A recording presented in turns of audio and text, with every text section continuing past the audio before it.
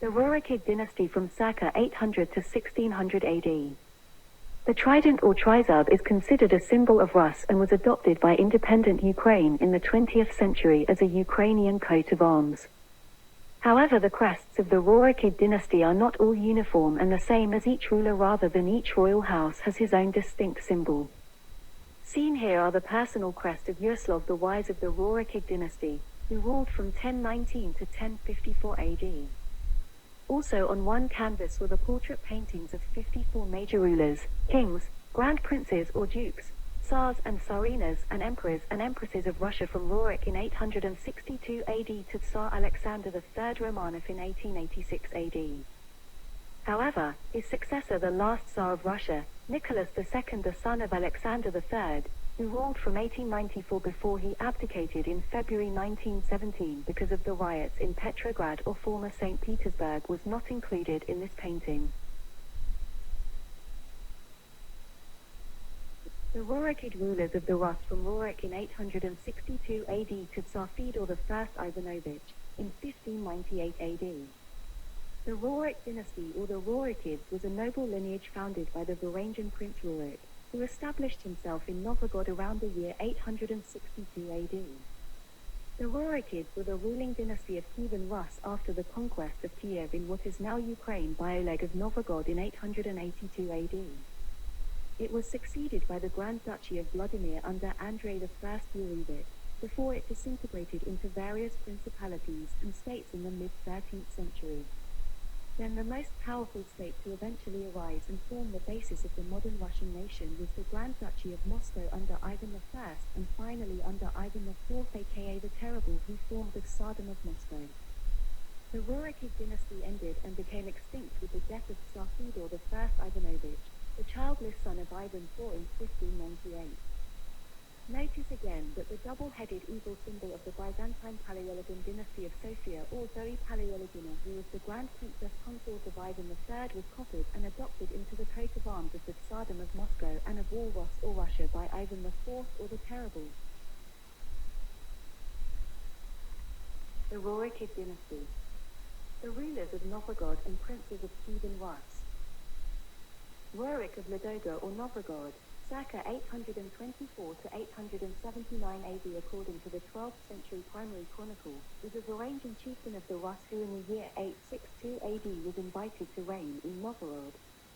This legendary figure was considered by later rulers to be the founder of the Rurik dynasty, which ruled the Kievan Rus and its successor states, including the Kingdom of Ruthenia, the Principality of Tsars, Grand Duchy of Vladimir, the Grand Duchy of Moscow, the Novgorod Republic and the Tsardom of Russia, until the 17th century. The only surviving information about Rurik is contained in the 12th century primary chronicle written by one Nestor, which states that Czars, Eastern Slavs, Marias, Vezes, and Kriviches drove the Varangians back beyond the sea, refused to pay them tribute, and set out to govern themselves. Afterwards the tribes started fighting each other and decided to invite the Varangians, led by Rurik, to re-establish order. Rurik came in 860 to 862 AD along with his brother Cineas and Truva and a large retinue. According to the primary chronicle, Rurik was one of the Rus, a Varangian tribe likened by the chronicler to Swedes and Gotlanders. The scholarly consensus is that the Rus people originated in what is currently coastal eastern Sweden around the 8th century and that their name has the same origin as Roslagen in Sweden, with the older name being Rodin. According to the prevalent theory, the name Rus, like the Proto-Finnic name for Sweden, Ruotsi, is derived from an Old Norse term for the men who row, rods, as rowing was the main method of navigating the rivers of Eastern Europe, and it could be linked to the Swedish coastal area of Roslagen, Ruslaw, or Rodin, as it was known in earlier times. The name Rus would then have the same origin as the Finnish and Estonian names for Sweden, Ruotsi and Ruotsi. Cineas established himself at the Luzero and Truva at the city of Izborsk.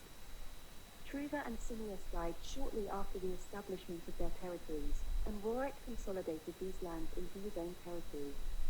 According to the entries in the Radziwill and Hypatian chronicles under the years 862 to 864 AD, Rurik's first residence was in Ladoga.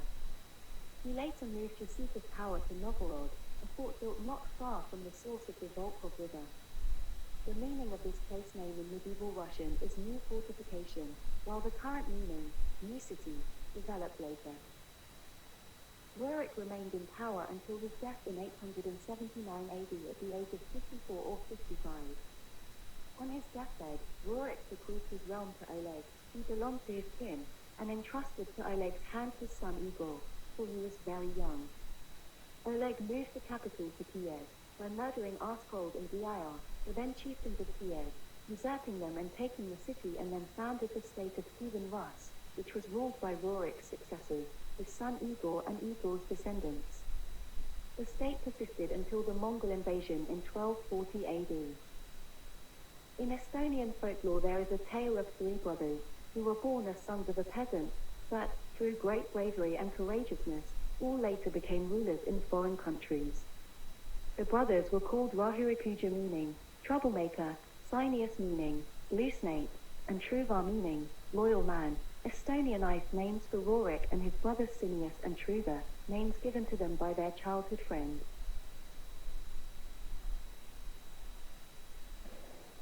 Oleg of Novgorod, Romanized name is Oleg Veshchi, meaning Oleg the seer or prophet, was a Rurikid prince who ruled as Grand Prince of Novrogod from 879 to 912 AD and as the Grand Prince of Kiev from 882 to 912 AD. He is credited by Rus chronicles with moving from either Staraya Ladoga or Novgorod and seizing power in Kiev from Arskold and Dyar, and, by doing so, laying the foundation of the powerful state of Kievan Rus. He also launched an attack on Constantinople, capital of the Byzantine Empire. According to East Slavic chronicles, Oleg was the supreme ruler of the Rus from 882 to 912 AD. According to the primary chronicle, Oleg was a relative, likely brother-in-law, of the first ruler, Rurik, and was entrusted by Rurik to take care of both his kingdom and his young son Igor. Oleg gradually took control of the Dnieper cities, seizing the power in Kiev by tricking and slaying Arskold and Dyar, usurping them and naming Kiev the capital of his newly created state Kievan Rus. The new capital was a convenient place to launch a raid against Constantinople in 907 AD. In 883 AD, Prince Oleg of Novgorod noted Drevlians pay tribute to Kiev. In 907, the Drevlians took part in the Kievan military campaign against the Byzantine Empire. According to the chronicle, Oleg, assaulting the city, ordered to wait for favorable wind with sails spread at some other point. When wind arose, it drove the wheeled boats towards the city through the land. The citizens were forced to start peace negotiations. Having fixed his shield to the gate of the imperial capital, Oleg won a favorable trade treaty, which eventually was of great benefit to both nations. Although Byzantine sources did not record these hostilities, the text of the treaty survives in the chronicle. In the primary chronicle, Oleg is known as the seer or prophet, an epithet alluding to the sacred meaning of his Norse name, priest. According to the legend, it was prophesied by the pagan priests that Oleg would take death from his stallion. To defy the prophecy, Oleg sent the horse away. Many years later he asked where his horse was, and was told it had died. He asked to see the remains and was taken to the place where the bones lay. When he touched the horse's skull with his boot, a snake slithered from the skull and bit him. Oleg died, thus fulfilling the prophecy. Oleg's death has been interpreted as a distorted variant of the threefold death theme in Indo-European myth and legend, with prophecy, the snake and the horse representing the three functions. The prophecy is associated with sovereignty, the horse with warriors, and the serpent with reproduction. The primary chronicle and other Kievan sources place Oleg's grave in Kiev, while Novgorodian sources identify a funerary barrow in Ladoga or Novrogod as Oleg's final resting place.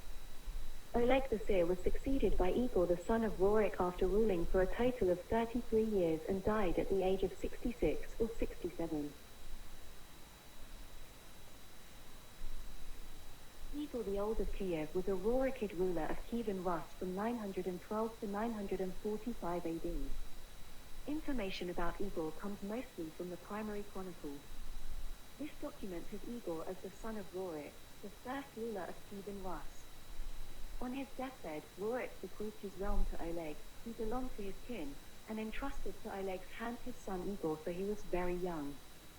Oleg set forth, taking with him many warriors from among the Varangians, the Czars, the Slavs, the Mirians, and all the Krivichans. He thus arrived with his Krivichans before Smolensk, captured the city, and set up a garrison there. From there he went on and captured Lubeck, where he also set up a garrison. He then came to the hills of Kiev, and saw how Arskold and Bial reigned there. He hid his warriors in the boats, left some others behind, and went forward himself bearing the child Igor. He thus came to the foot of the Hungarian hill, and after concealing his troops, he sent messengers to Arskold and Bial, representing himself as a stranger on the way to Greece on an errand to Oleg and to Igor, the prince's son, and requesting that they should come forth to greet them as members of their race. Arskold and Bial straightway came forth. When all the soldiers jumped out of the boats, and Oleg said to Arskold and Bial, "You are not princes nor even of princely stock, but I am of princely birth." Igor was then brought forward, and Oleg announced that he was the son of Rurik. They killed Arskold and Bial, and after carrying them to the hill, they buried them there, on the hill now known as Hungarian, where the castle of Ulma now stands. Igor twice besieged Constantinople in 941 and 944, and although great fire destroyed part of his fleet, he concluded with the Byzantine Emperor Constantine VII a favourable treaty in 945, the text of which the Chronicle has preserved. In 913 and 944 the Rus plundered the Arabs in the Caspian Sea during the Caspian expedition to the Rus, but it remains unclear whether Igor had anything to do with these campaigns. Igor the Old, the son of Rurik, was killed while collecting tribute from the Drevlians in 945 AD. The Byzantine historian and chronicler Leo de Beacon, born around 950, describes how Igor met his death. They had bent down 2 birch trees to the prince's feet and tied them to his legs, then they let the trees straighten again, thus tearing the prince's body apart. Igor's widow, Olga of Kiev, avenged his death by punishing the Drevlians. The primary chronicle blames his death on his own excessive greed, indicating that he tried to collect tribute for a second time in a month. As a result, Olga changed the system of tribute gathering in what may be regarded as the first legal reform recorded in Eastern Europe.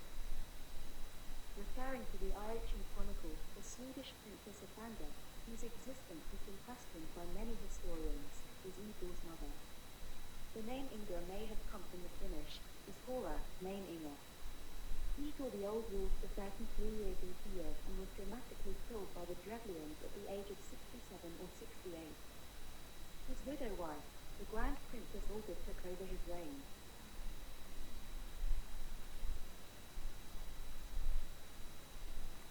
Olga, the Grand Princess and widow of Igor, whose Christian name was Elena, 890 or perhaps 925 to 969 AD, was a regent of Kievan Rus for her son Sviatoslav from 945 until 960 AD.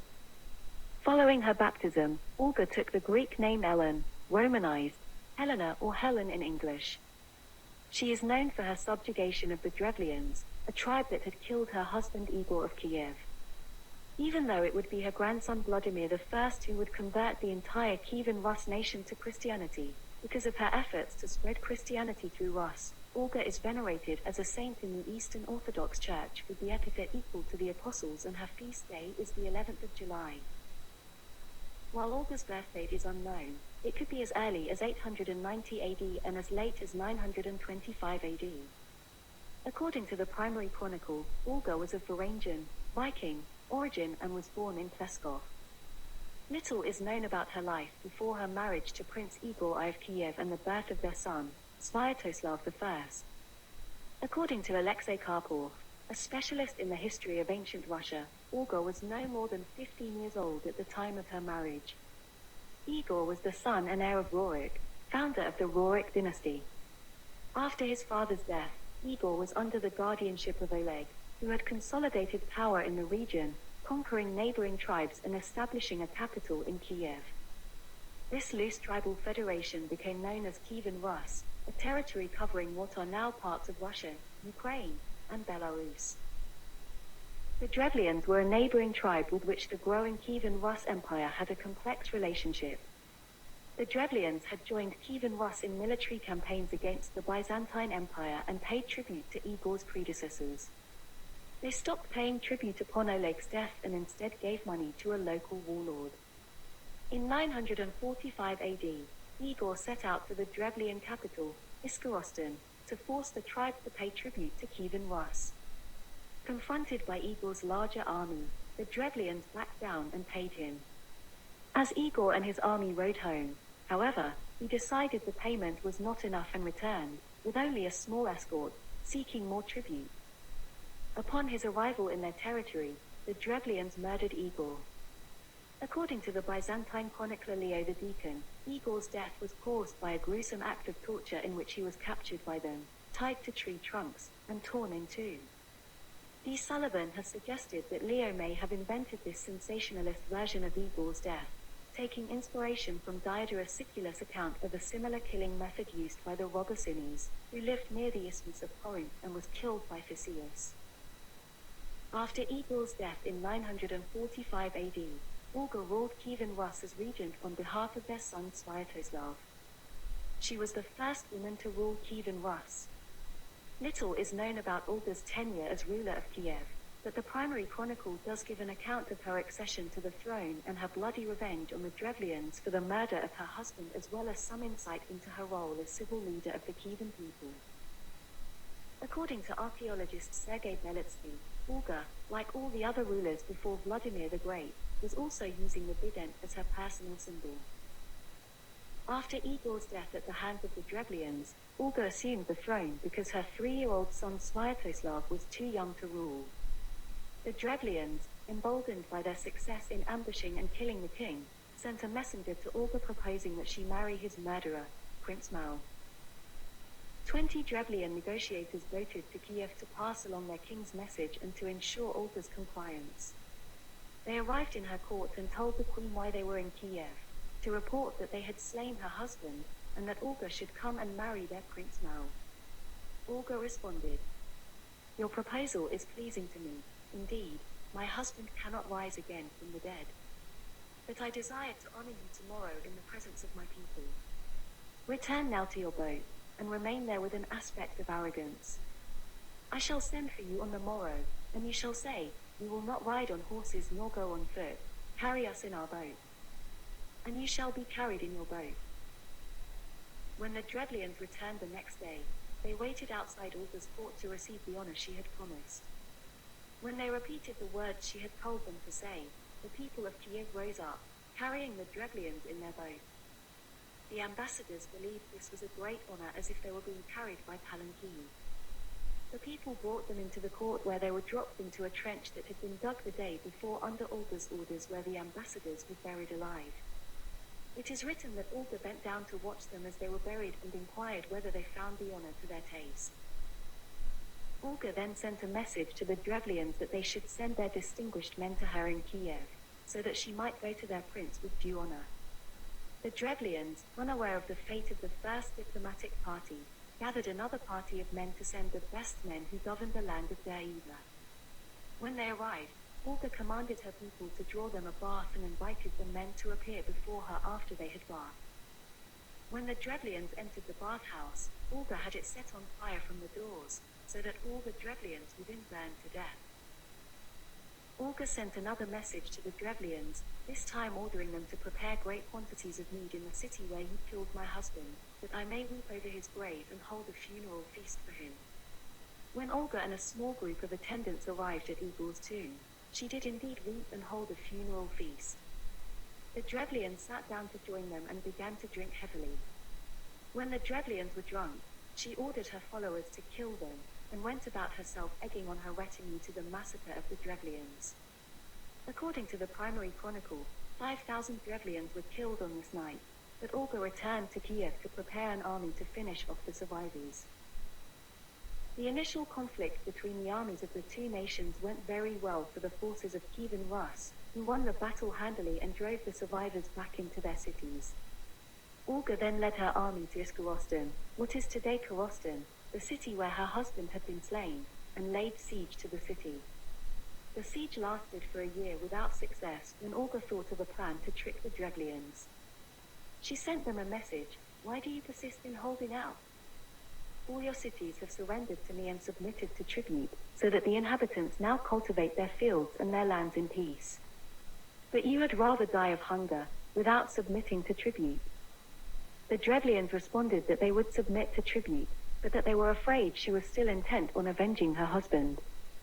Olga answered that the murder of the messengers sent to Kiev, as well as the events of the feast night, had been enough for her. She then asked them for a small request: "Give me 3 pigeons, and 3 sparrows from each house." The Drevlians rejoiced at the prospect of the siege ending for so small a price, and did as she asked. Olga then instructed her army to attach a piece of sulfur bound with small pieces of cloth to each bird. At nightfall, Olga told her soldiers to set the pieces aflame and release the birds. They returned to their nests within the city, which subsequently set the city ablaze. As the primary chronicle tells it, there was not a house that was not consumed, and it was impossible to extinguish the flames, because all the houses caught fire at once.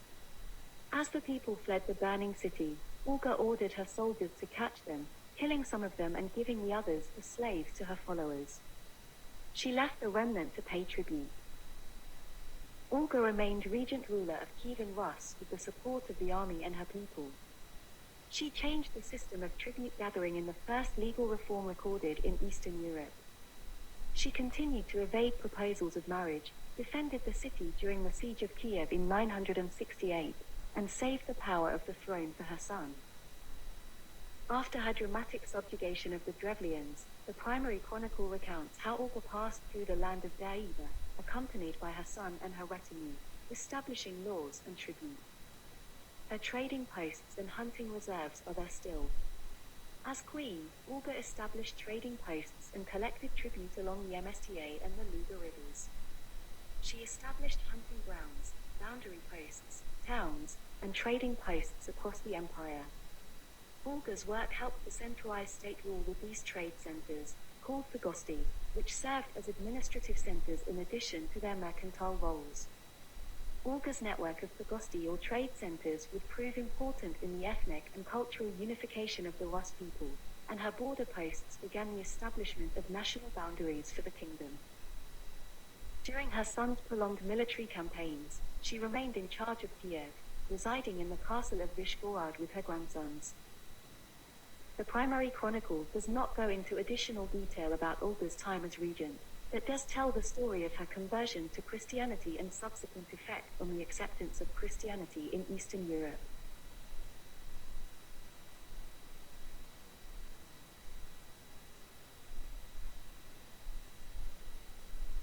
In the 950s, Olga traveled to Constantinople, the capital of the Byzantine Empire, to visit Emperor Constantine VII.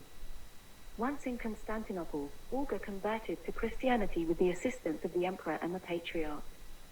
While the primary chronicle does not divulge Olga's motivation for her visit or conversion, it does go into great detail on the conversion process, in which she was baptized and instructed in the ways of Christianity. The reigning emperor was named Constantine VII, son of Leo VI. Olga came before him, and when he saw that she was very fair of countenance and wise as well, the emperor wondered at her intellect. He conversed with her and remarked that she was worthy to reign with him in his city. When Olga heard his words, she replied that she was still a pagan, and that if he desired to baptize her, he should perform this function himself, otherwise, she was unwilling to accept baptism. The emperor, with the assistance of the patriarch, accordingly baptized her. When Olga was enlightened, she rejoiced in soul and body. The patriarch, who instructed her in the faith, said to her, "Blessed art thou among the women of Rus, for thou hast loved the light, and quit the darkness. The sons of Rus shall bless thee to the last generation of thy descendants." He taught her the doctrine of the church, and instructed her in prayer and fasting, in almsgiving, and in the maintenance of chastity. She bowed her head, and like a sponge absorbing water, she eagerly drank in his teachings. The princess bowed before the patriarch, saying, "Through thy prayers, Holy Father, may I be preserved from the crafts and assaults of the devil." At her baptism she was christened Helena, after the ancient empress, mother of Constantine the Great. The patriarch then blessed her and dismissed her. While the primary chronicle notes that Olga was christened with the name Helena after the ancient Saint Helena, the mother of Constantine the Great, but another historian argues that Olga's baptismal name comes from the contemporary emperor's wife, Helena. The observation that Olga was worthy to reign with him in his city suggests that the emperor was interested in marrying her. While the chronicle explains Constantine's desire to take Olga as his wife as stemming from the fact that she was fair of countenance and wise as well, marrying Olga could certainly have helped him gain power over Rus. The chronicle recounts that Olga asked the emperor to baptize her, knowing that his baptismal sponsorship, by the rules of spiritual kingship, would make marriage between them a kind of spiritual incest. Though her desire to become Christian may have been genuine, this request was also a way for her to maintain political independence. After the baptism, when Constantine repeated his marriage proposal, Olga answered that she could not marry him since church law forbade a goddaughter to marry her godfather. After her baptism, the emperor summoned Olga and made known to her that he wished her to become his wife. But she replied, "How can you marry me, after yourself baptizing me and calling me your daughter? For among Christians that is unlawful, as you yourself must know." Then the emperor said, "Olga, you have outwitted me." He gave her many gifts of gold, silver, silks, and various vases, and dismissed her, still calling her his daughter. Other historian argues that the story of the proposal was a literary embellishment, describing an event that is highly unlikely to have ever actually occurred. In fact, at the time of her baptism, Constantine VII already had an empress. In addition to uncertainty over the truth of the chronicle's telling of events in Constantinople, there is controversy over the details of her conversion to Christianity. According to Russian sources, she was baptized in Constantinople in 957 AD. Byzantine sources, however, indicate that she was a Christian prior to her 957 visit. It seems likely that she was baptized in Kiev around 955 and following a second christening in Constantinople, took the Christian name Helen. Olga was not the first person from Rus to convert from her pagan ways. There were Christians in Igor's court who had taken oaths at the St. Elias Church in Kiev for the Rus-Byzantine treaty in 945 AD, but she was the most powerful Rus individual to undergo baptism during her life. The primary chronicle reports that Olga received the patriarch's blessing for her journey home, and that once she arrived, she unsuccessfully attempted to convert her son to Christianity. Now Olga dwelt with her son Sviatoslav, and she urged him to be baptized, but he would not listen to her suggestion, though when any man wished to be baptized, he was not hindered, but only mocked. For to the infidels, the Christian faith is foolishness. They do not comprehend it, because they walk in darkness and do not see the glory of God. Their hearts are hardened, and they can neither hear with their ears nor see with their eyes. For Solomon has said, "The deeds of the unrighteous are far from wisdom." Inasmuch as I have called you, and ye heard me not, I sharpened my words, and ye understood not. But ye have set at naught all my counsel, and would have none of my reproach. For they have hated knowledge, and the fear of Jehovah they have not chosen. They would none of my counsel, but despised all my reproof. This passage highlights the hostility towards Christianity in Kievan Rus in the 10th century. In the chronicle, Sviatoslav declares that his followers would laugh if he were to accept Christianity. While Olga tried to convince her son that his followers would follow his example if he converted, her efforts were in vain. However, her son agreed not to persecute those in his kingdom who did convert, which marked a crucial turning point for Christianity in the area. Despite the resistance of her people to Christianity, Olga built churches in Kiev, Pskov, and elsewhere. 7 Latin sources document Olga's embassy to Holy Roman Emperor Otto I in 959 AD. One mentions that the envoys requested the emperor to appoint a bishop and priests for their nation. The chronicler accuses the envoys of lies, commenting that their trick was not exposed until later. The first Archbishop of Magdeburg, Adalbert of Magdeburg, before being promoted to this high rank, was sent by Emperor Otto I to the country of the Rus as a simple bishop but was expelled by pagan allies of Sviatoslav I. According to Russian historian Vladimir Petrikhin, Olga invited the Roman Rite bishops because she wanted to motivate Byzantine priests to catechize the Rus people more enthusiastically, by introducing competition. According to the primary chronicle, Olga died from illness in 969, soon after the Pecheneg siege of the city. When Sviatoslav announced plans to move his throne to the Danube region, the ailing Olga convinced him to stay with her during her final days. Only 3 days later, she passed away and her family and all of Kievan Rus wept. Sviatoslav announced to his mother and his boyars, "I do not care to remain in Kiev, but should prefer to live in Pereaslavets on the Danube, since that is the center of my realm, where all riches are concentrated, gold, silks, wine, and various fruits from Greece, silver and horses from Hungary and Bohemia, and from Rus, furs, wax, honey, and slaves." But Olga made reply, "You behold me in my weakness. Why do you desire to depart from me?" For she was already in precarious health. She thus remonstrated with him and begged him first to bury her and then to go wheresoever he would. 3 days later Olga died.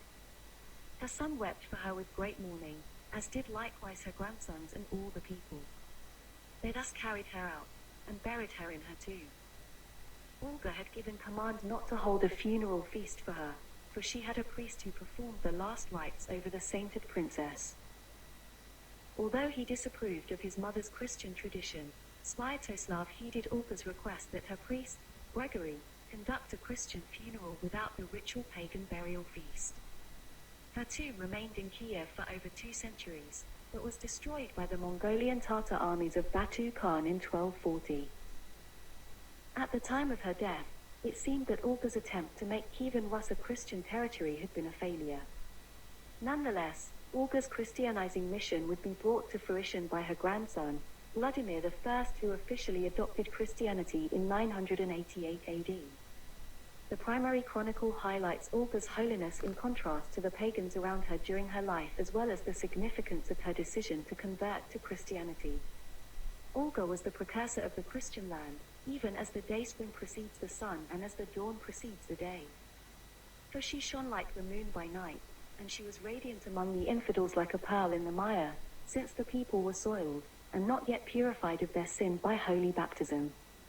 But she herself was cleansed by this sacred purification. She was the first from Rus to enter the kingdom of God, and the sons of Rus thus praise her as their leader, for since her death she has interceded with God in their behalf. In 1547, nearly 600 years after her death in 969 AD, the Russian Orthodox Church named Olga a saint. Because of her proselytizing influence, the Eastern Orthodox Church, the Ruthenian Greek Catholic Church, and the Ukrainian Greek Catholic Church call Olga by the honorific Isapostolus, equal to the Apostles. She is also a saint in the Roman Catholic Church. Olga's feast day is July 11th, the date of her death. Saint Olga died in 969 AD at the age of 79 if she was born in 890, or when she was 44 years old if the later date of her birth in 925 AD is correct, after having ruled as the Queen of Kievan Rus for about 15 years from 945 to 960 AD before she passed the reign to her son Sviatoslav I, who was co-regent with her during her reign.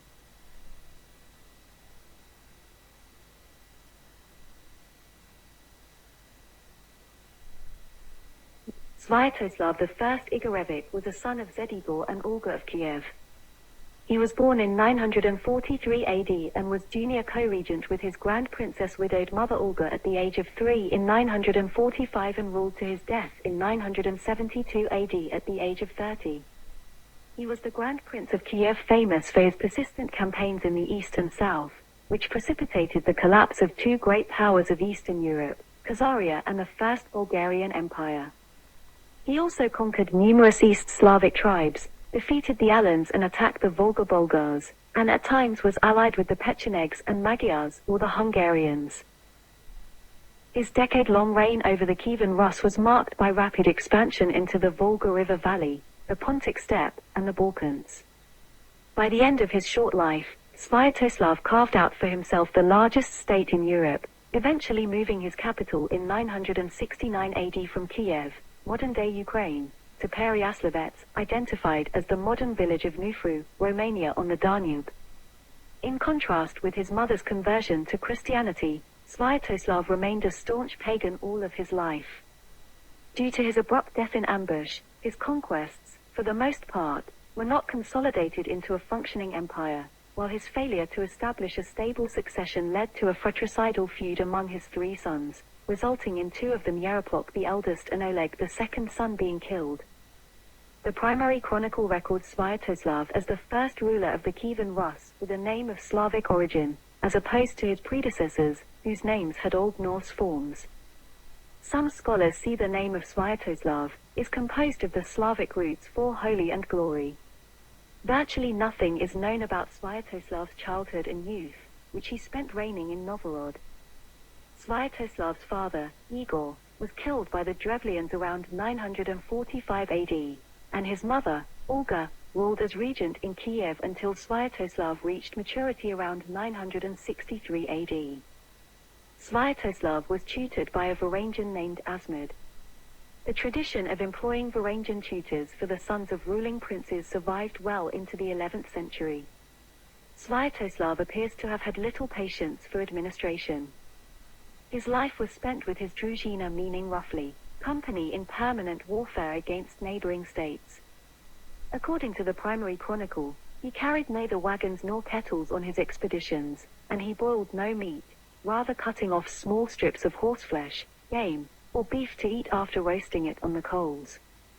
Nor did he have a tent, rather spreading out a horse blanket under him and setting his saddle under his head, and all his retinue did likewise. Sviatoslav's appearance has been described very clearly by Leo the Deacon, who himself attended the meeting of Sviatoslav with John I Tsimisks. Following Deacon's memories, Sviatoslav was a bright-eyed man of average height but of stalwart build, much more sturdy than Tsimisks. He had a bald head and a wispy beard and wore a bushy mustache and a sidelock as a sign of his nobility. He preferred to dress in white, and it was noted that his garments were much cleaner than those of his men, although he had a lot in common with his warriors. He wore a single large gold earring bearing a carbuncle and 2 pearls. Sviatoslav's mother, Olga, converted to Orthodox Christianity at the court of Byzantine Emperor Constantine VII Porphyrogenitus, or the Purple-born, in 957, at the approximate age of 67. However, Sviatoslav remained a pagan all of his life. In the Treaty of 901 between Sviatoslav and the Byzantine Emperor John I Tsimisks, the Rus swore by the gods Perun and Vels. According to the primary chronicle, he believed that his warriors or druzhina would lose respect for him and mock him if he became a Christian. The allegiance of his warriors was of paramount importance in his conquest of an empire that stretched from the Volga to the Danube. Very little is known of Sviatoslav's family life. It is possible that he was not the only, or the eldest, son of his parents. The Rus-Byzantine Treaty of 945 mentions a certain Predslava, Volodislav's wife, as the noblest of the Rus women after Olga. The fact is that Predslava was Oleg's mother, as he also speculated that Predslava was the eldest son of Igor. At the time of Igor's death, Sviatoslav was still a child, and he was raised by his mother or under her instructions. Her influence, however, did not extend to his religious observance. Sviatoslav had several children, but the origin of his wives is not specified in the chronicle. By his wives, he had Yaropok and Oleg. By Malusha, a woman of indeterminate origins, Sviatoslav had Vladimir, who would ultimately break with his father's paganism and convert Rus to Christianity.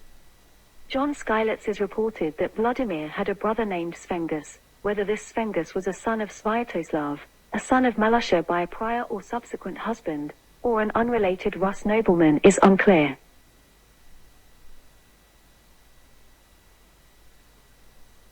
Shortly after his accession to the throne, Sviatoslav began campaigning to expand Rus control over the Volga Valley and the Pontic steppe region.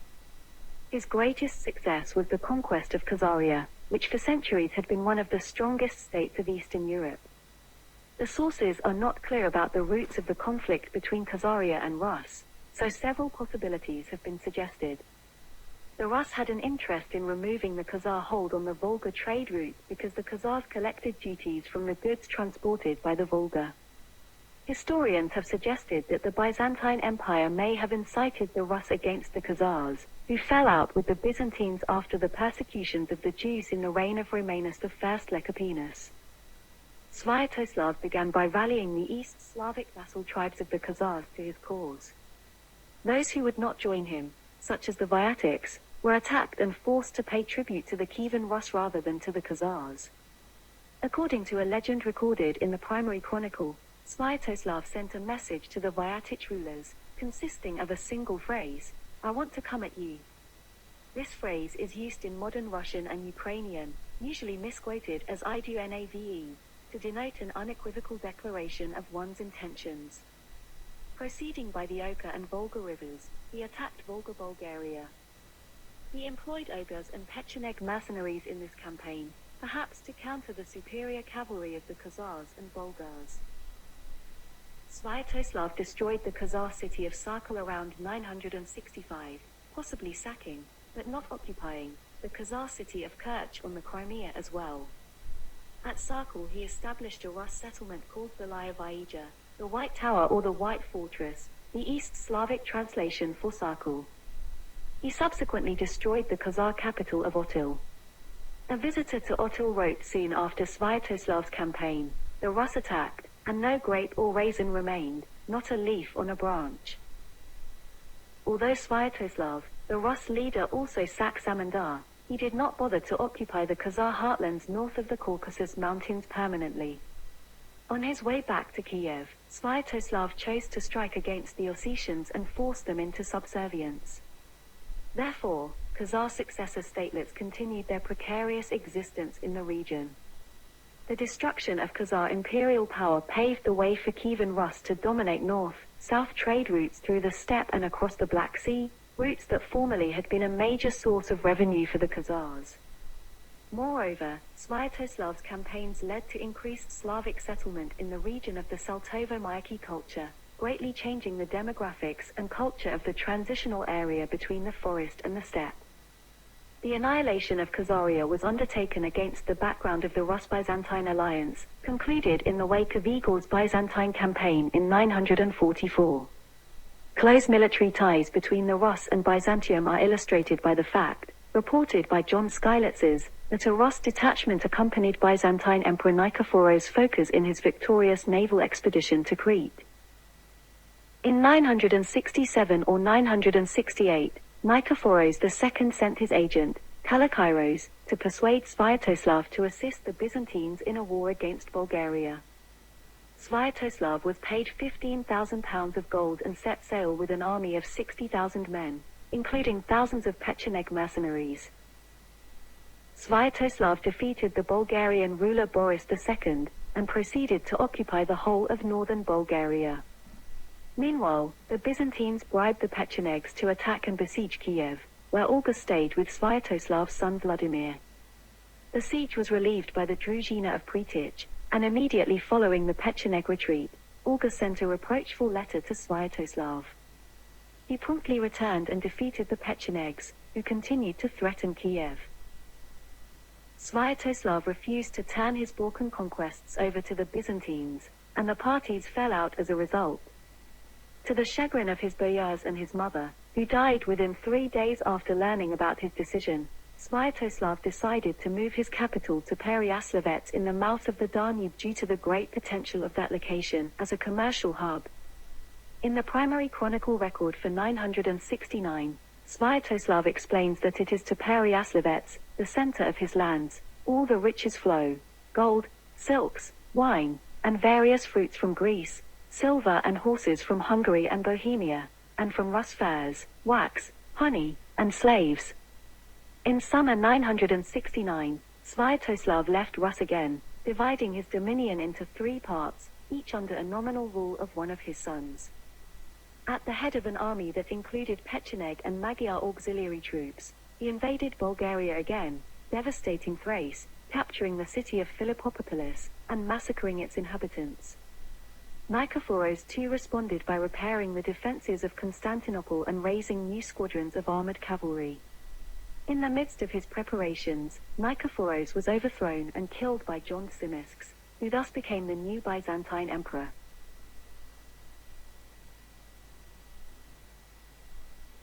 John Tzimiskes first attempted to persuade Sviatoslav to leave Bulgaria, but he was unsuccessful.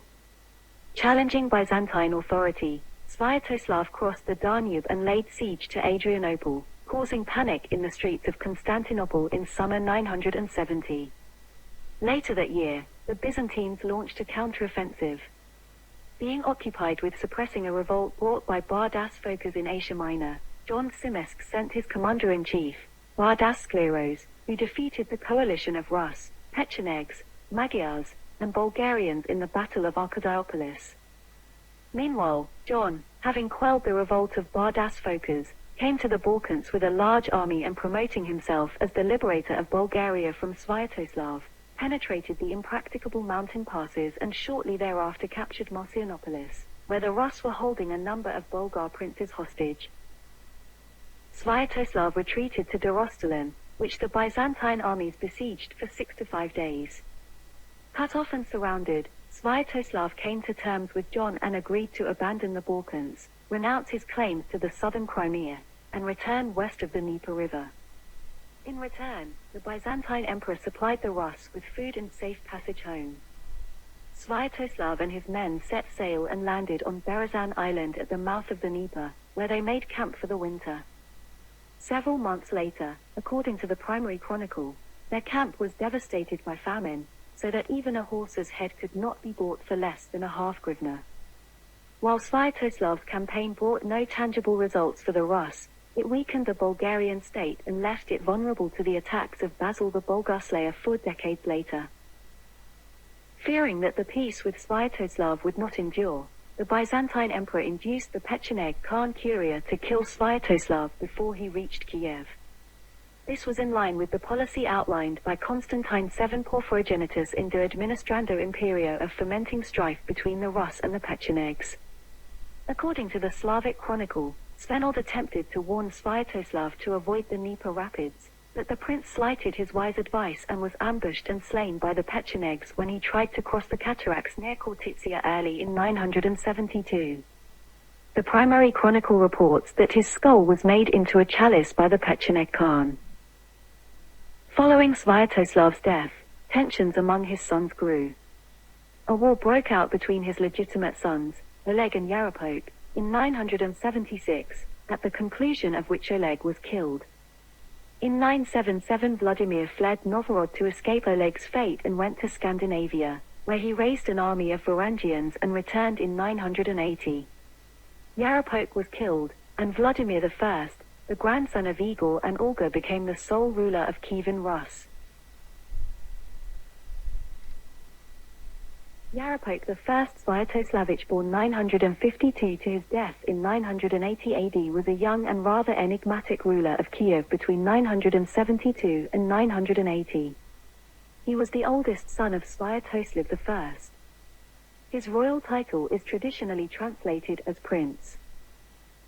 Yarapok was given Kiev by his father Sviatoslav I, who left on a military campaign against the Danube Bulgars.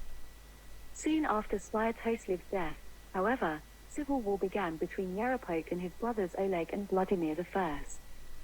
According to one chronicle, Yarapok's brother Oleg killed Lyat, the son of Yarapok's chief advisor and military commander Svenold. Alternatively, Svenold is identical to Sviatoslav, as Svenold is the Norse rendition of the Slavic name. In an act of revenge and at Svenold or Sviatoslav's insistence, Yarapok went to war against his brother and killed him. Yarapok then sent his men to Novgorod, from which his other brother Vladimir I had fled upon receiving news of Oleg's death. Yarapok became the sole ruler of Rus. In 980, Vladimir I returned with the Varangian mercenaries and attacked Yarapok. On his way to Kiev, Vladimir seized Polotsk because Rognida, daughter of the Polotsk prince Rogvolod, had chosen Yarapok over him. Vladimir forced Rognida to marry him. Then, Vladimir seized Kiev with assistance from a boyar, Vlad, who had become Yarapok's chief advisor upon the death of Svenold. Vlad betrayed Yaropolk by advising him to flee from Kiev to the town of Rodnya at the mouth of the Roz River. Vladimir besieged Rodnya and starved Yaropolk into negotiations.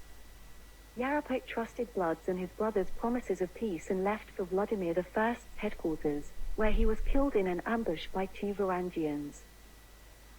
He was about 27 or 28 years old and had ruled for about 6 years before he was killed by his brother Vladimir I, who would later be known as Vladimir the Great. As for contemporary foreign sources, it was recorded on the Easter of 973, the Holy Roman Emperor was visited by envoys from Rus. In later centuries it was said that Yaropolk also exchanged ambassadors with the Pope. Other Latin chronicles document how Saint Bruno of Querfurt was sent to Rus, Latin, Russia, and succeeded in converting a local king, one of 3 brothers who ruled the land, to Christianity. So perhaps Yaropolk went through some preliminary Latin rites of baptism, but was murdered by his pagan half-brother, whose own rights to the throne were questionable, before he could be formally received in the Christian faith. Any information on Yaropolk's baptism according to the Latin rite would be suppressed by later Orthodox chroniclers, zealous to keep Vladimir's image of the Russian apostle untarnished for succeeding generations. It is known that Vladimir's son Yaroslav had Yaropolk's bones exhumed, christened and interred in the Church of the Tides. It is known that Yaropolk was married to a Greek nun. She gave birth to 1 son of disputed paternity, Svyatopolk the Accursed of Kiev.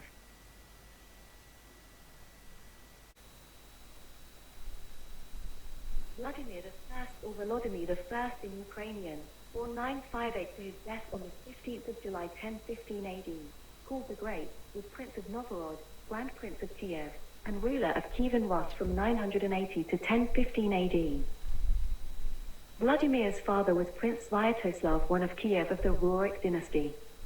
After the death of his father in 972, Vladimir, who was then Prince of Novgorod, was forced to flee to Scandinavia in 976 after his brother Yaropolk I murdered his other brother Oleg of Drilinia and conquered Rus. In Sweden, with the help of his relative Lejoll Håkon Siason, ruler of Norway, he assembled a Varangian army and reconquered Novgorod from Yaropolk I.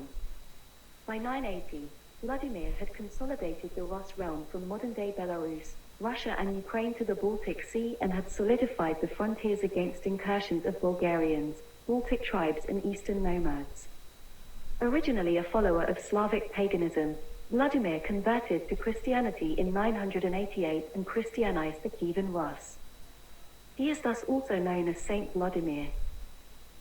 Born in 958, Vladimir was the natural son and youngest son of Svyatoslav I of Kiev by his housekeeper Malusha. Malusha is described in the Norse sagas as a prophetess who lived to the age of 100 and was brought from her cave to the palace to predict the future. Malusha's brother Dobrynya was Vladimir's tutor and most trusted advisor. Hagiographic tradition of dubious authenticity also connects his childhood with the name of his grandmother, Olga of Kiev, who was Christian and governed the capital during Svyatoslav's frequent military campaigns. Transferring his capital to Pereyaslawets in 969, Svyatoslav designated Vladimir ruler of Novgorod the Great but gave Kiev to his legitimate firstborn son Yaropolk.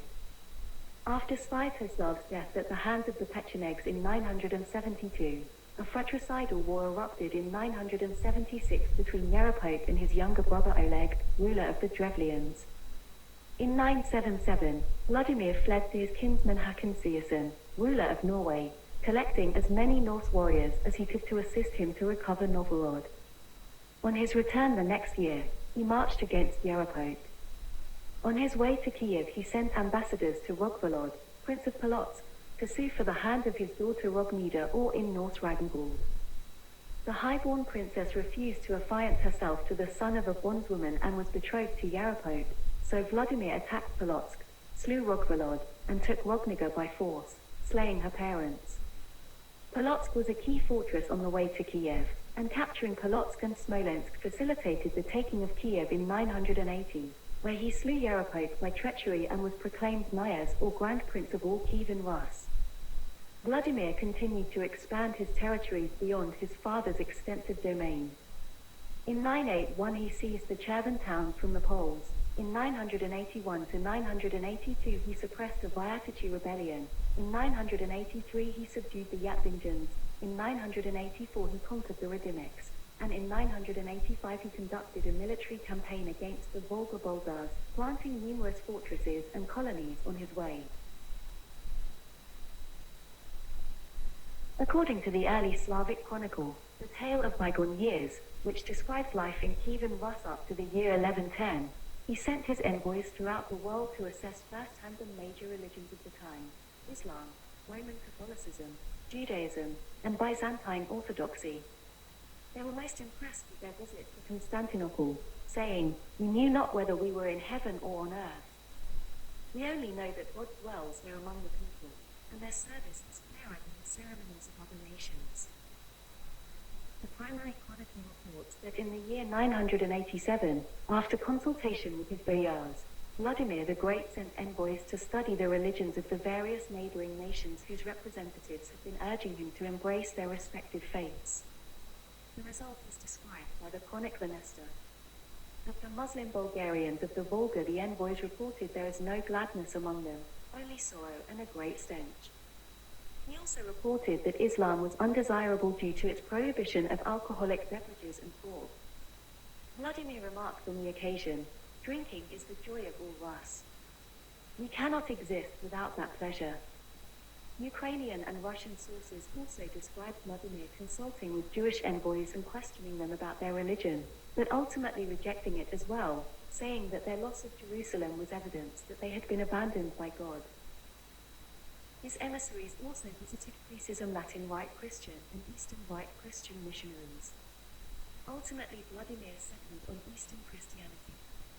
In the Roman Catholic churches of the Germans, his emissaries sought priority, but at Constantinople, where the full festival ritual of the Byzantine Church was set in motion to impress them, they found their ideal.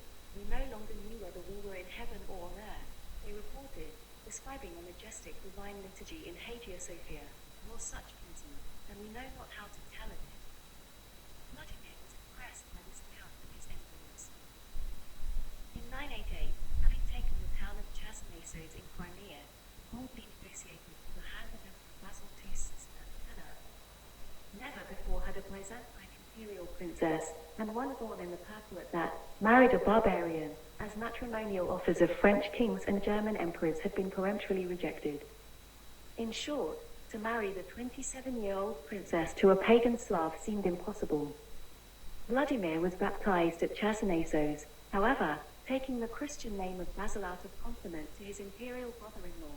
The sacrament was followed by his wedding to Anna.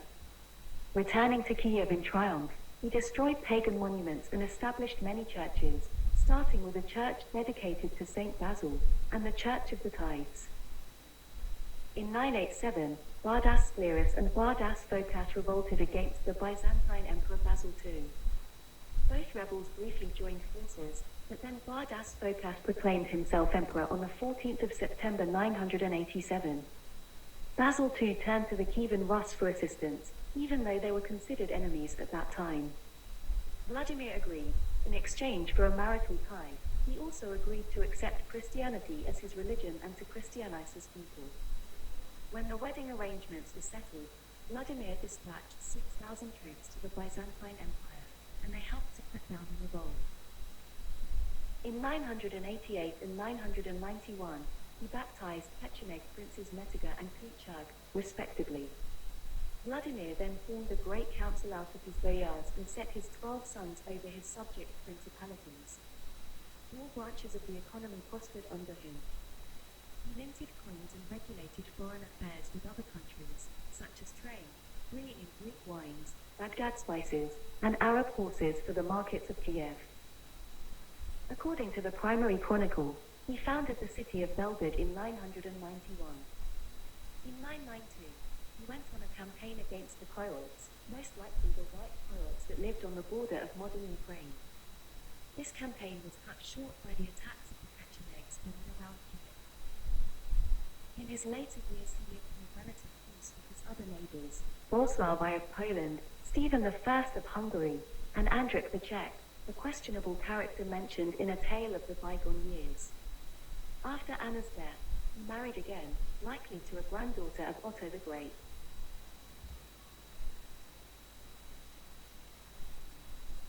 In 1014, his son Yaroslav the Wise stopped paying tribute. Vladimir decided to chastise the insolence of his son and began gathering troops against him. Vladimir fell ill, however, most likely of old age, and died at around the age of 57 in Berestov, near modern-day Kiev. The various parts of his dismembered body were distributed among his numerous sacred foundations and were venerated as relics.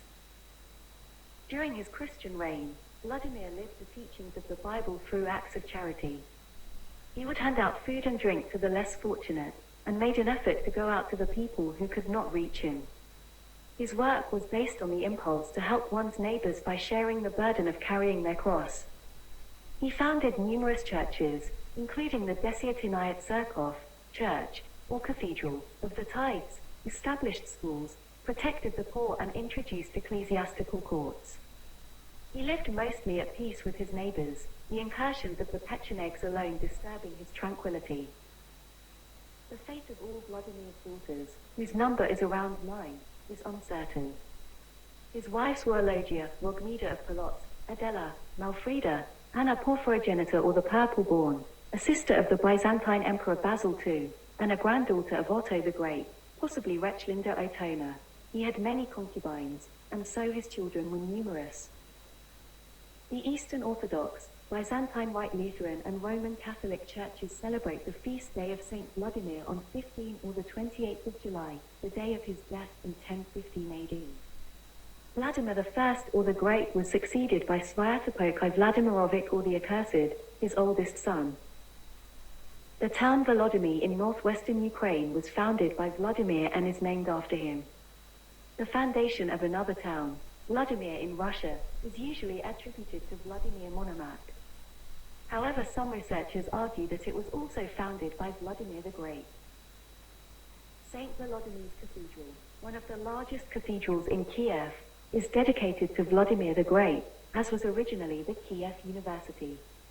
The Imperial Russian Order of St. Vladimir and St. Vladimir's Orthodox Theological Seminary in the United States are also named after him. The memory of Vladimir was also kept alive by innumerable Russian folk ballads and legends, which refer to him as Krasnoy Solnishko, the Fair Sun, or the Red Sun in Russian. The Varangian period of Eastern Slavic history ceases with Vladimir, and the Christian period begins. The appropriation of Kievan Rus as part of national history has also been a topic of contention in Ukrainophile versus Russophile schools of historiography since the Soviet era. Today, he is regarded as a symbol in Russia, Ukraine, and Belarus. Svyatopolk I Vladimirovich, nicknamed Svyatopolk the Accursed, 980 to 1019 AD, was the Nyas or Prince of Turo from 988 to 1015 AD and Velikai Nyas or Grand Prince of Kiev from 1015 to 1019 AD. His paternity and guilt in the murder of his brothers were in dispute, as some say he was the son of Yaropolk I but others say that he was the son of Vladimir I. Svyatopolk's mother was a Greek nun captured by Svyatoslav I in Bulgaria and married to his lawful heir Yaropolk I, who became Prince of Rus in 972. In 980, Yaropolk's brother Vladimir I had him murdered, and the new sovereign married his predecessor's wife, who gave birth to a child. Thus, Svyatopolk may have been the eldest of Vladimir's sons, although his parentage has been questioned. When Svyatopolk I was 8 years old, Vladimir put him in charge of Turov and later arranged his marriage with the daughter of the Polish Duke Bolesław I of Poland. The young princess came to Turov together with Rainburn, the Bishop of Kolberg. Dissatisfied with Vladimir and encouraged by his own wife and Rainburn the bishop, Svyatopolk began preparations for war against Vladimir I, probably counting on support from his father-in-law of Sweden. Vladimir soon discovered Svyatopolk's intentions, however, and through him, his wife and Rainburn in prison, where Rainburn the bishop died. Not long before Vladimir's death, Svyatopolk was freed from prison. In 1015, Svyatopolk's retinue concealed Vladimir's death from him to prevent him from claiming the Kievan throne. When Svyatopolk I learned of Vladimir the Great's demise, He seized power in Kiev almost immediately. The citizens of Kiev did not show much sympathy for Svyatopolk I, and therefore, he decided to distribute presents in order to win them over. Then, he decided to rid himself of 3 of Vladimir I's sons, Boris, Gleb, and Svyatoslav, whose claims to the Kievan throne threatened his power. Boris presented the most danger to him because he had been in charge of Vladimir's druzhina or personal guard and army, and enjoyed the support of the citizens. He sent the boyars of Vyshgorod to execute Boris. Boris and his manservant were stabbed to death when sleeping in a tent. The prince was discovered still breathing when his body was being transported in a bag to Kiev, but the Varangians put him out of his misery with the thrust of a lance. Svyatopolk's cold-blooded reprisal earned him the nickname of the Accursed.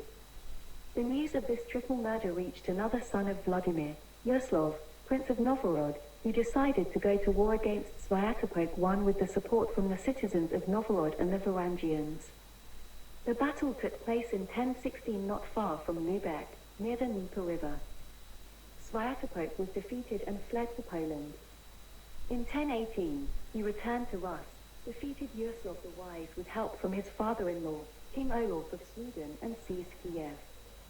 Boleslaw I Krovary of Poland and his army remained in Rus for several months, but later returned to Poland, seizing some Chervan towns on the way. Meanwhile, the Pozadnik or mayor, Konstantin Dobrinich, and other citizens of Novgorod persuaded Yaroslav the Wise to go to war against Kiev once again. Svyatopolk was defeated and fled to the steppes. Soon he returned with the Pecheneg army and attacked Yaroslav on the Alta River, but was once again defeated and fled to Poland, dying on his way there in July of 1019. Svyatopolk may have been murdered by a descendant of Balak conqueror called Warlock Stux Mindoro, who in 1018 helped him and his father-in-law Boleslaw I in expedition against Yaroslav. During the last century, the traditional account of Svyatopolk's career has been somewhat modified. It has been argued that it was Boris who succeeded Vladimir in Kiev, while Svyatopolk was still in prison. One Norse saga called Aemon Saga, with remarkable details, puts on Yaroslav the Wise the blame of his brother Vurislav's murder. This Vuorislav, however, may be Svyatopolk, whose troops were commanded by the Polish King Boleslaw I Krovary of Poland. The latter name is also rendered as Vuorislav in some sagas, as well as Boris. Therefore, it has been suggested that Svyatopolk ascended the throne after Boris's assassination and tried to fend off Yaroslav's attacks as well as to punish his agents guilty of Boris's murder. The Chronicle of Dietmar of Mersburg, who died in 1018, could have been regarded as the only contemporary and unbiased account of events, save that Dietmar's data may have been supplied by Svyatopolk himself during his brief exile at the Polish court. Unfortunately, it can be interpreted ambiguously as far as the question of Svyatopolk's guilt is concerned. One place in his chronicle can be interpreted as Svyatopolk escaping from Kiev to Poland immediately after his father's death. But Dietmar states that Boleslaw supported his son-in-law against Yaroslav in 1017, which is the date, according to the primary chronicle, of Svyatopolk's first defeat by Yaroslav. Preparing a campaign against Kiev, Boleslaw abruptly stopped a successful war against the German Emperor Henry II. So, it is unlikely that Svyatopolk had been present at his court since 1015, which is often supposed by the historians that consider Yaroslav guilty of both Boris and Gleb's murders. Svyatopolk the Accursed died in 1019 AD at the age of 39. Yaroslav the Wise, or Yaroslav I Vladimirovich, around 978 to 1054 AD, was the Grand Prince of Kiev from 1019 until his death. He was also the Prince of Novgorod on 3 occasions, uniting the principalities for a time. Yaroslav's baptismal name was George after St. George. A son of Vladimir the Great, the first Christian prince of Kiev, Yaroslav acted as vice-regent of Novgorod at the time of his father's death in 1015 AD. Subsequently, his eldest surviving brother, Svyatopolk I of Kiev, killed 3 of his other brothers and seized power in Kiev. Yaroslav, with the active support of the Novgorodians and the help of Varangian mercenaries, defeated Svyatopolk I, his elder brother, and became the Grand Prince of Kiev in 1019. Under Yaroslav, the codification of legal customs and princely enactments began, and this work served as the basis for a law code called the Russkaya Pravda, Rus truth or law. During Yaroslav's lengthy reign, Kievan Rus reached the zenith of its cultural flowering and military power. The early years of Yaroslav's life are mostly unknown. He was one of the numerous sons of Vladimir the Great, presumably his second by Rognida of Polotsk, although his actual age, as stated in the primary chronicle and corroborated by the examination of his skeleton in the 1930s, would place him among the youngest children of Vladimir. It has been suggested that he was a child begotten out of wedlock after Vladimir's divorce from Rognida and marriage to Anna Porphyrogenita or the Purple-born, or even that he was a child of Anna herself. French historian Jean-Pierre Orignan argues that he was indeed Anna's son, as this would explain his interference in Byzantine affairs in 1043. Furthermore, Yaroslav's maternity by Rognida of Polotsk has been questioned since a historian named Nikolai Kostomarov in the 19th century. Yaroslav figures prominently in the Norse sagas under the name Jaroslav the Lame. His legendary lameness, probably resulting from an arrow wound, was corroborated by the scientists who examined his remains. In his youth, Yaroslav was sent by his father to rule the northern lands around Rostov. He was transferred to Veliki Novgorod, as befitted a senior heir to the throne, in 1010 AD. While living there, he founded the town of Yaroslav, literally, Yaroslavs, on the Volga River.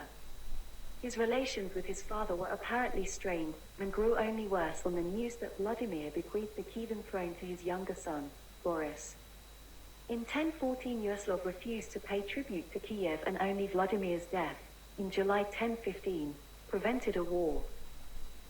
During the next 4 years Yaroslav waged a complicated and bloody war for Kiev against his half-brother Svyatopolk I of Kiev, who was supported by his father-in-law, Duke Boleslaw I Chrobry, King of Poland. During the course of this struggle, several other brothers, Boris, Gleb, and Svyatoslav, were brutally murdered. The primary chronicle accused Svyatopolk I of planning those murders.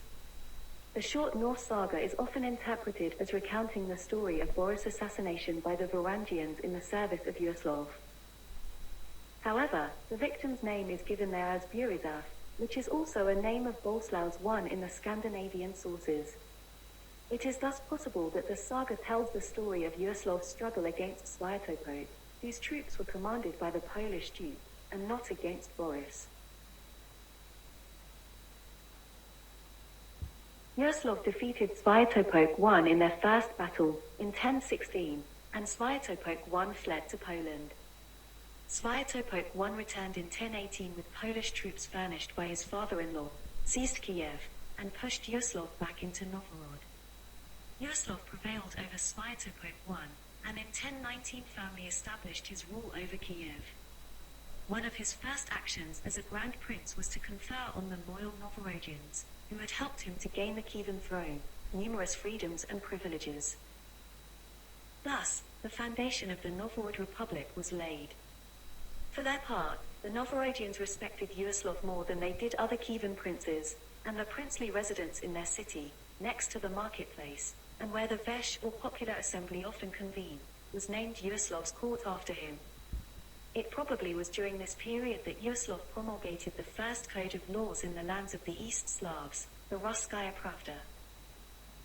Leaving aside the legitimacy of Yaroslav's claims to the Kievan throne and his postulated guilt in the murder of his brothers, Nestor the chronicler and later Ukrainian historians often presented him as a model of virtue, styling him the wise. A less appealing side of his personality is revealed by his having imprisoned his youngest brother Sudislav for life. In response, another brother, Mstislav of Chernigov, whose distant realm bordered the North Caucasus and the Black Sea, hastened to Kiev. Despite reinforcements led by Yaroslav's brother-in-law King Einar Jacob of Sweden, as Jakun, blind and dressed in a gold suit, or handsome and dressed in a gold suit, Mstislav inflicted a heavy defeat on Yaroslav in 1024. Yaroslav and Mstislav then divided Kievan Rus between them. The area stretched west from the Dnieper River, with the capital at Chernihiv, was ceded to Mstislav until his death in 1036. In his foreign policy, Yaroslav relied on a Scandinavian alliance and attempted to weaken the Byzantine influence on Kiev. In 1030, he conquered Cherven cities from the Poles, followed by the construction of Sutijsk in eastern Poland to guard the newly acquired lands. Yaroslav concluded an alliance with Polish King Casimir I the Restorer, sealed by the latter's marriage to Yaroslav's sister, Maria. In another successful military raid in 1030, he captured Tartu, Estonia, and renamed it Yuriev, named after Yuri, Yaroslav's patron saint, and forced the surrounding Ugandi county to pay annual tribute. According to Heimskringla, Olaf the Swede made an alliance with Yaroslav, even though the alliance was not liked in Sweden, in order to conquer Norway. According to the Icelandic sagas, King Olaf of Sweden married his daughter to Yaroslav instead of the Norwegian king. That led to protests in Sweden because the Swedes wanted to re-establish control over their lost eastern territories and bring in tribute from Kievan Rus, as his father Eric the Victorious had. He manfully defended the eastern countries from invaders, ensuring Swedish military interests. After 7 years of war against Norway, Sweden no longer had the power to collect regular tributes from Kievan Rus. Olaf Skotkonung, the King of Sweden, did not listen to his people and allied closely with Yaroslav the Wise, instead declaring war against Olaf II of Norway. Later Olaf was deposed and forced to give power to his son Einund Jacob. Later in Yaroslav's reign, Ingvar the far-travelled, Einund Jacob's Jarl, sent Swedish soldiers into Kievan Rus due to Olaf's son wanting to assist his father's ally Yaroslav in his wars against the Pechenegs and Byzantines. Einund Jacob tried to re-establish Swedish control over the eastern trade routes and reopen them. The Georgian annals report 1,000 men coming into Georgia, but the original force was likely much larger, around 3,000 men. Ingvar's fate is unknown, but he was likely captured in battle during the Byzantine campaigns or killed. Only one ship returned to Sweden, according to the legend. Yaroslav presented his second direct challenge to Constantinople in 1043, when a Rus flotilla headed by one of his sons appeared near Constantinople and demanded money, threatening to attack the city otherwise. Whatever the reason, the Greeks refused to pay and preferred to fight. The Rus flotilla defeated the Byzantine fleet but was almost destroyed by a storm and came back to Kiev empty-handed. To defend his state from the Pechenegs and other nomadic tribes threatening it from the south, he constructed a line of forts, composed of Yuriev, Bohuslav, Karniv, Korsun, and Pereyaslav. To celebrate his decisive victory over the Pechenegs in 1036, who thereafter were never a threat to Kiev, he sponsored the construction of the St. Sophia Cathedral in 1037.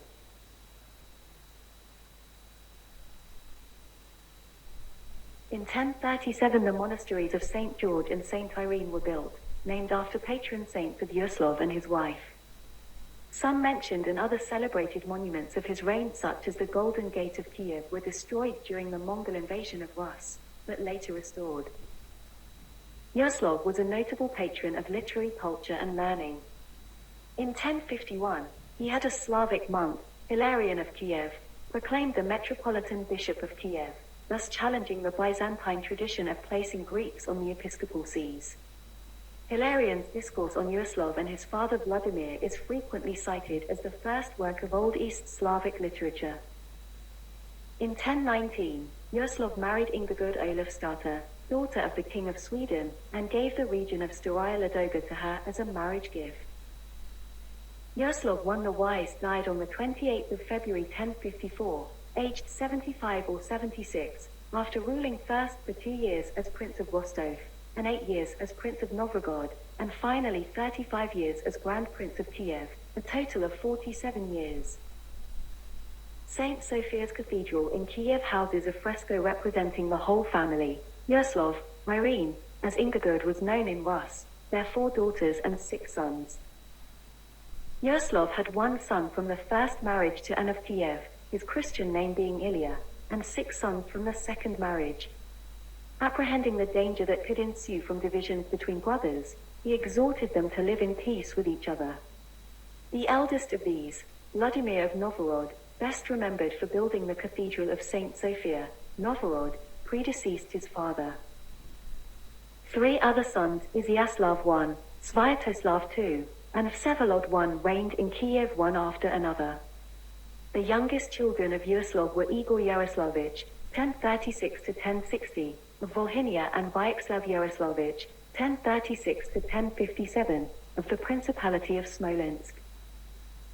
Following his death, the body of Yaroslav the Wise was entombed in a white marble sarcophagus within St. Sophia's Cathedral.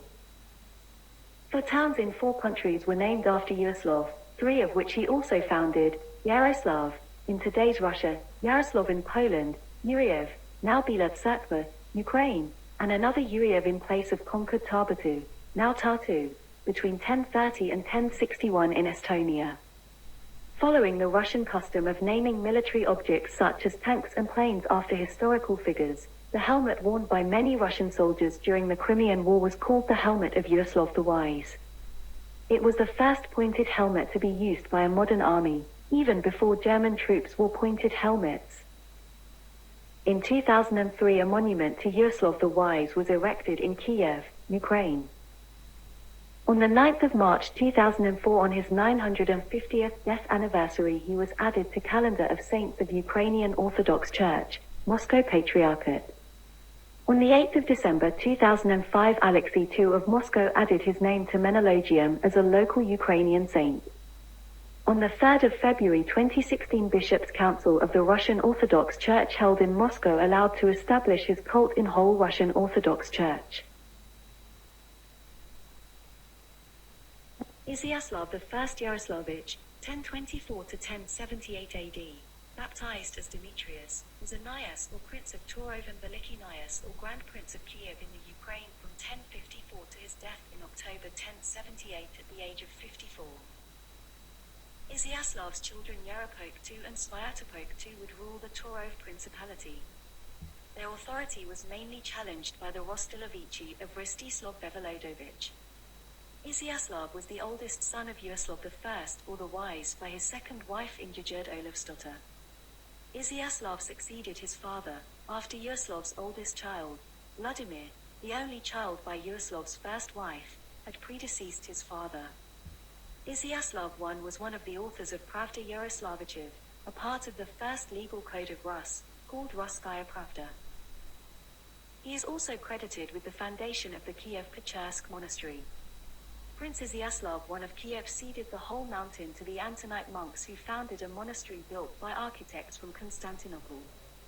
According to the primary chronicle, in the early 11th century, Antony, a Greek Orthodox monk from a Sphygmonian monastery on Mount Athos, originally from Lubeck in the Principality of Chernigov, returned to Rus and settled in Kiev as a missionary of the monastic tradition to Kievan Rus. He chose a cave at the Berestov Mount that overlooked the Dnieper River, and a community of disciples soon grew. In 1043, his father Veliky Nias, or the Grand Prince, Yaroslav I the Wise, made an agreement with King Casimir I of Poland that recognized Cherven as part of Kiev. The agreement was sealed with a double marriage: Casimir I to Dobronaga, Yaroslav's sister, and Izyaslav I to Gertrude, Casimir's sister. From this marriage were born 3 children: Izyaslav's son Yaropolk II, Mstislav I, and Sviatopolk II, who was later the Grand Prince of Kiev from 1093 to 1113 AD.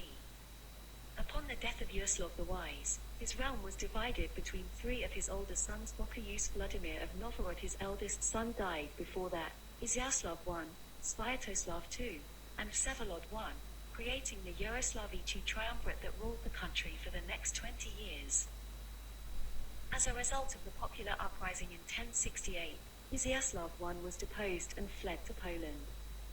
In 1069 he retook Kiev with the help of the Polish army. However, he was ousted again by his brothers in 1073. Izyaslav I turned to the German King Henry IV, Holy Roman Emperor, Polish King Bolesław II the Bold, and Pope Gregory VII, for help on several occasions. Izyaslav I became the first king of Rus in 1075 when the Pope sent him a crown. He succeeded in retaking Kiev once again in 1076, but soon died in an internecine war against Princes Oleg Sviatoslavich and Boris Vyakoslavich. Thus he reigned intermittently from 1054 to 1068, and again in 1069 to 1073, and finally from 1076 to 1078 after being deposed and regained his throne twice.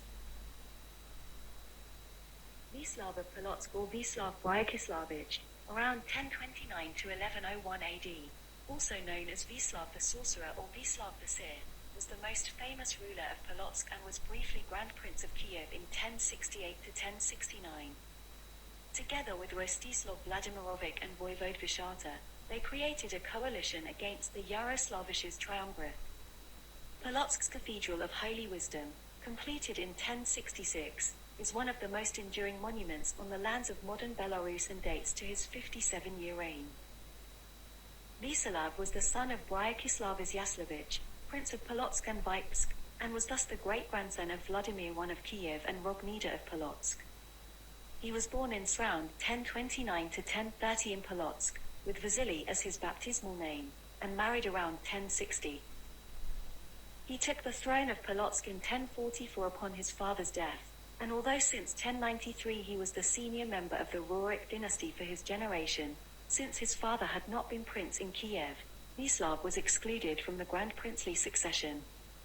In fact, since he was the only major prince in Rus not descended from Yaroslav I, he was an outsider from within. Unable to secure the capital, which was held by Yaroslav's three sons, Vislav started pillaging the northern areas of Kievan Rus. In 1065, he laid siege to Pskov but was thrown back. In the winter of 1066 to 1067, he pillaged and burnt Novgorod the Great, removing the bell and other religious objects from the Cathedral of Holy Wisdom and bringing them to decorate his own cathedral of the same name in Polotsk. His attack threatened to cut the sons of Yaroslav in the Middle Dnieper region off from Scandinavia, the Baltic region, and the far north, important sources of men, trade, and income, in furs for example, for the Rus princes in the Middle Dnieper. The attack also forced the young Mstislav I, then enthroned in Novgorod, to flee back to his father, Izyaslav I, in Kiev, and was thus an affront to the Kievan Grand Prince. The Yaroslavichi joined forces and marched north, sacking Minsk, then under the control of Polotsk, and defeating Vislav in battle on the Nemiga River on March 3, 1067.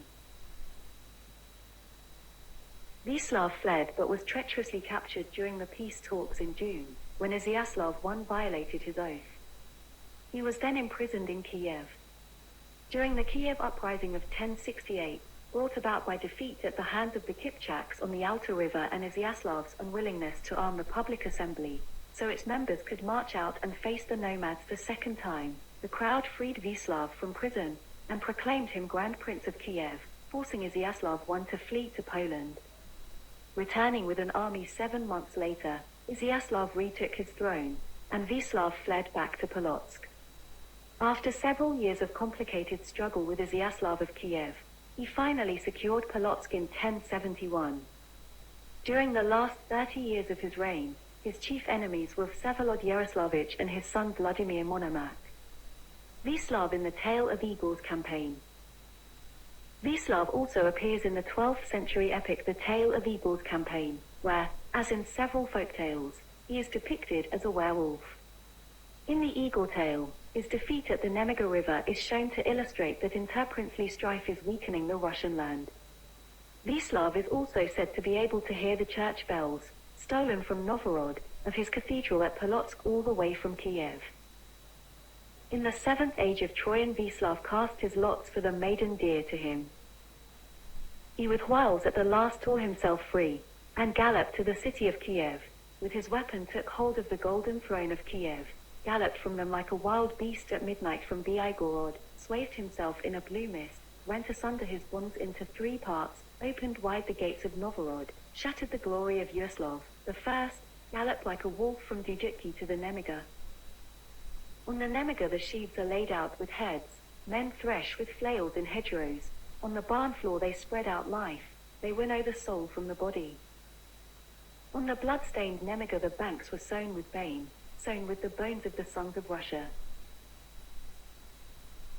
Prince Vislav was a judge to his subjects. He appointed cities for the princes, but he himself at night raced like a wolf from Kiev to the idol, to the lord of Tmutarakan, raced, like a wolf across the path of the great pause. To him at Polotsk they rang the bells early for matins at St. Sophia, and he at Kiev heard the sound. Vyslav may also be the basis for the Bogota Volk Vasilevich or Volga Sviatoslavich, who is found in a cycle of folk tales. Volgves were priests of the pre-Christian Slavic religion and were thought to possess magical powers. This fact may be tied to Vyslav's alleged magical as well as his lupine aspects. In the Ruthenian Christianity, Volk is said to have been the son of a serpent and the princess Marfa Vasilevna and could transform himself into a wolf and other animals. Vyslav died on April 24, 1101, the Wednesday before Good Friday according to the Russian Primary Chronicle. Indeed, the chronicles strangely link the two events, as if the sorcerer had died as a result of the crucifixion and resurrection. He was buried in the Cathedral of Holy Wisdom in Polotsk. Vyslav had a great reputation for sorcery. The Russian Primary Chronicle states that he was conceived by sorcery and was born with a caul, a veil of birth membrane, on his head, and that the sorcerers told his mother that this should be bound to his head for the rest of his life as it was a sign of good luck. In modern Belarusian he is known as Yuziasa the sorcerer. In Russian he is Vyslav Charadai or Vyslav Veshki, Vyslav the sorcerer or Vyslav the seer. Sviatoslav II Yaroslavich, around 1027 to 1076 AD in Kiev, was Grand Prince of Kiev between 1073 and 1076. He was born as a younger son of Grand Prince Yaroslav the Wise. His baptismal name was Nicholas.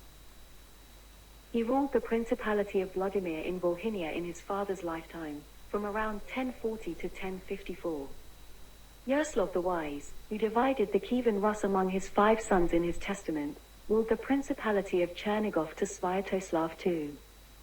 Sviatoslav II joined his brothers, Izyaslav I of Kiev and Vsevolod I of Pereyaslav, in forming a princely triumvirate that oversaw the affairs of Kievan Rus until 1072. The 3 brothers together fought against their enemies, including the nomadic Oghuz Turks, and their distant relative, Prince Vyslav of Polotsk. The Cumans defeated their united force in the autumn of 1068, but Sviatoslav XI routed a Cuman band plundering his principality. The triumvirate broke up when Sviatoslav II, supported by his younger brother Vsevolod I, dethroned and replaced their older brother Izyaslav I in 1073. He commissioned the compilation of at least 2 miscellanies of theological works. Otherwise, his short reign was uneventful.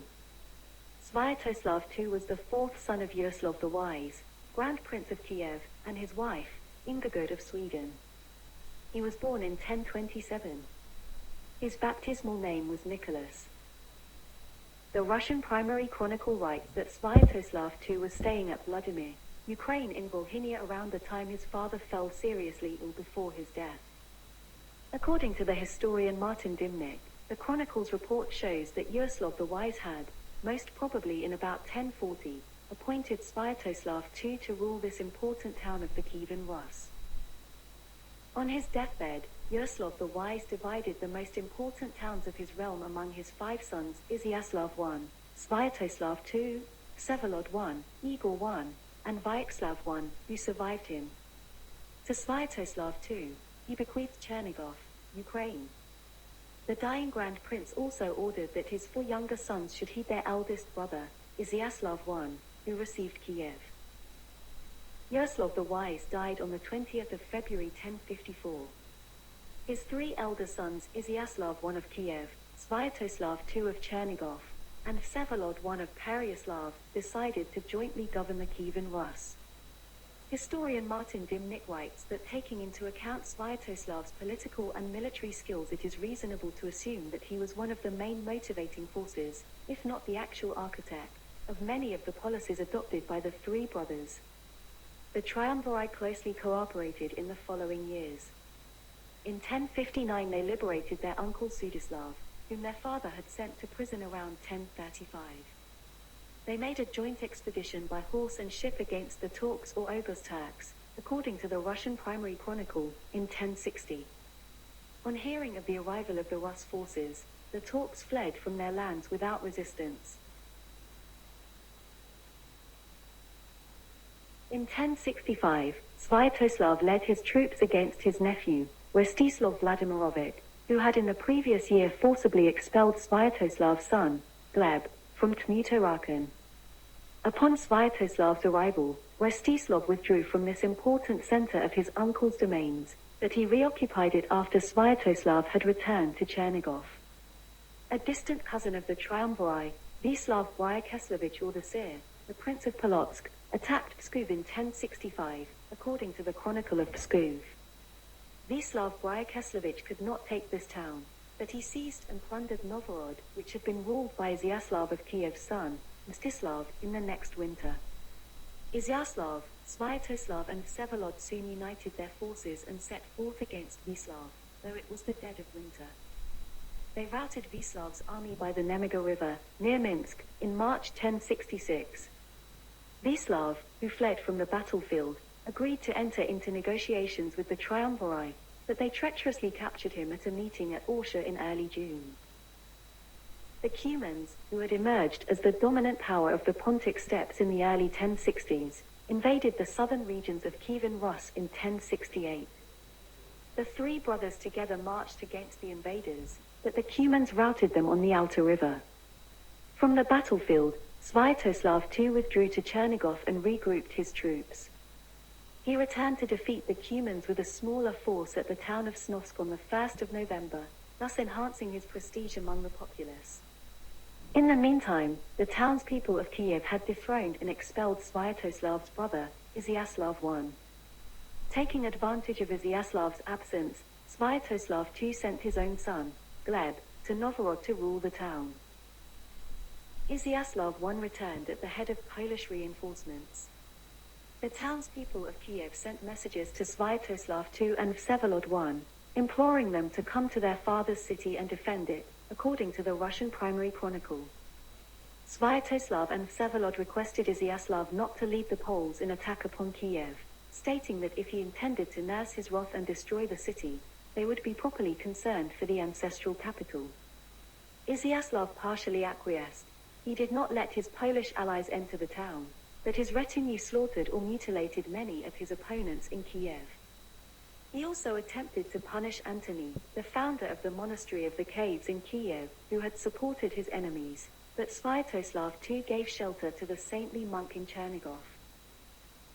With Izyaslav's return to Kiev, the triumvirate was restored.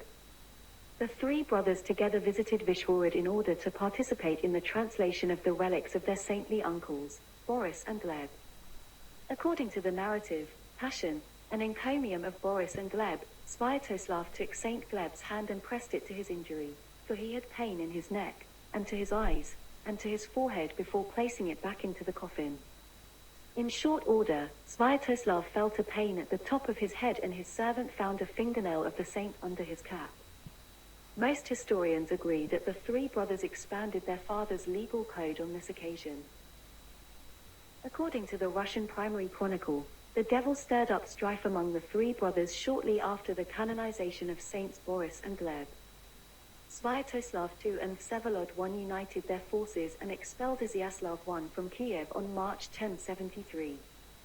The chronicler put the blame for this action on Sviatoslav, stating that he was the instigator of his brother's expulsion, for he desired more power. The chronicler also states that Sviatoslav had misled Vsevolod by asserting that Izyaslav was entering into an alliance with Vislav Vyacheslevich against them. Modern historians disagree about the motives of Sviatoslav's action. Franklin and Shepard write that he was driven by straightforward greed. Martin says that Sviatoslav, who seems to have suffered from a grave illness, wanted to secure his son's right to Kiev, which would have been lost if Sviatoslav had predeceased Izyaslav without having ruled the town. In fact, the Russian Primary Chronicle states that it was Sviatoslav II who ruled in Kiev after the expulsion of Izyaslav. Initially, the head of the monastery of the caves, Theodosy, criticized Sviatoslav II for usurping the throne. However, before his death in May 1074, Theodosy was reconciled with the Grand Prince, who supported the foundation of a stone church dedicated to the Mother of God in Kiev. Sviatoslav II also supported the compilation of ecclesiastic works. Two Isborniki or Miscellanies, collections of excerpts from the Bible and from theological works, were completed under his auspices in 1073 and 1076. According to the Isbornik of 1073, Sviatoslav, who is praised as a new Ptolemy, had by that time collected a great number of spiritual books. Sviatoslav's rule was short and uneventful. His dethroned brother Iziaslav I first fled to Poland, but Duke Boleslav II, who was Sviatoslav's son-in-law, expelled him from his lands. Next Iziaslav sought the assistance of the German monarch, Henry IV. The latter, in 1075, sent his envoys, including Sviatoslav's brother-in-law, Burchard, to Kiev to collect more information. According to the Russian Primary Chronicle, in his pride, Sviatoslav showed them his riches, displaying them the innumerable quantity of his gold, silver and silks. In 1076 Sviatoslav sent reinforcements to Poland to help his son-in-law against the Bohemians. Sviatoslav ruled Kiev from the 22nd of March 1073 and died on the 27th of December 1076 at the age of 48 or 49 after ruling for about 3 years and 9 months. The Russian Primary Chronicle writes that the cutting of a saw caused his death. He was buried in the Holy Saviour Cathedral in Chernigov. Within a year, his elder brother Iziaslav was restored and Sviatoslav's sons lost most parts of his domains. A portrait depicting Sviatoslav II and his family in the Isbornik of 1073 shows that he had 5 sons and 4 of them were adults at the time their portrait was made. Vsevolod I Yaroslavich around 1030 to 1093, ruled as Grand Prince of Kiev from 1078 until his death. He was the 5th and favourite son of Yaroslav I the Wise by Ingegerd Olofsdotter, the Princess of Sweden. He was born around 1030. On his seal from his last years, he was named Andrei Vsevolodou in Greek, implying that his baptismal name was Andrew. To back up an armistice signed with the Byzantine Emperor Constantine IX Monomachos in 1046, his father married Vsevolod I to a Byzantine princess, who according to tradition was named Anastasia or Maria. That the couple's son Vladimir II Monomach bore the family name of the Byzantine emperor suggests she was a member of his close family, but no contemporary evidence attests to a specific relationship and accounts of the emperor give him no such daughter. Upon Yaroslav I, his father's death in 1054, he received in appanage the towns of Pereyaslav, Rostov, Suzdal, and the township of Beluzero, which would remain in possession of his descendants until the end of Middle Ages. Together with his elder brothers Iziaslav I and Sviatoslav II, he formed a sort of princely triumvirate which jointly waged war on the steppe nomads, Polovtsi, and compiled the first East Slavic law code. In 1055, Vsevolod I launched an expedition against the Turks who had in the previous years expelled the Pechenegs from the Pontic steppes. He also made peace with the Cumans who appeared for the first time in Europe in the same year. The Cumans invaded his principality in 1061 and routed Vsevolod I in a battle. Vsevolod I persuaded his brother, Iziaslav I, and their distant cousin, Vyacheslav I, to join him, and they together attacked the Turks in 1060. The Cumans again invaded Kievan Rus in 1068. The 3 brothers united their forces against them, but the Cumans routed them on the Alta River.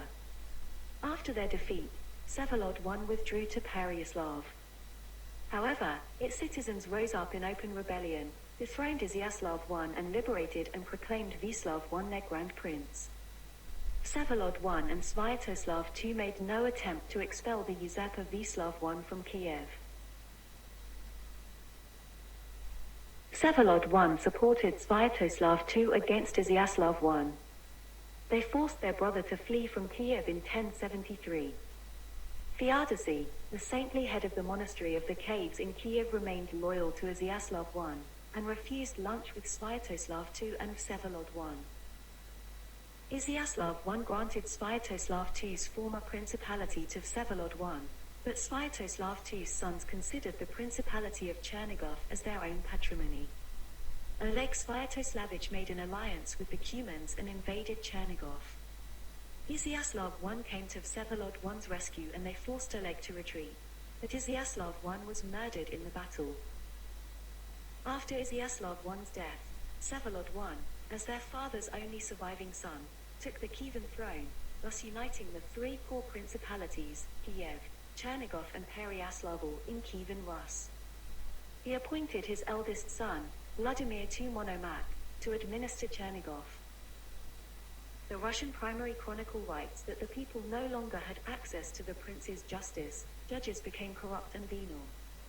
Vsevolod I followed his young counselor's advice instead of that of his old retainers in his last years.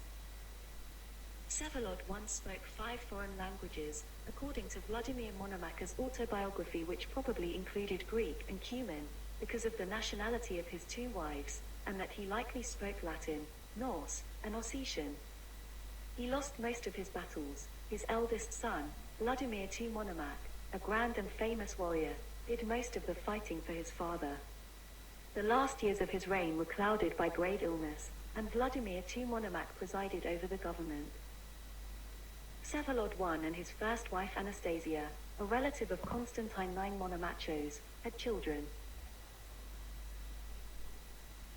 The eldest was Vladimir II Monomakh, 1053 to 1125, who would later succeed Svyatopolk II, his successor, and Anna Vsevolodovna, who was engaged to Constantine XI Ducas in 1074, but she never married.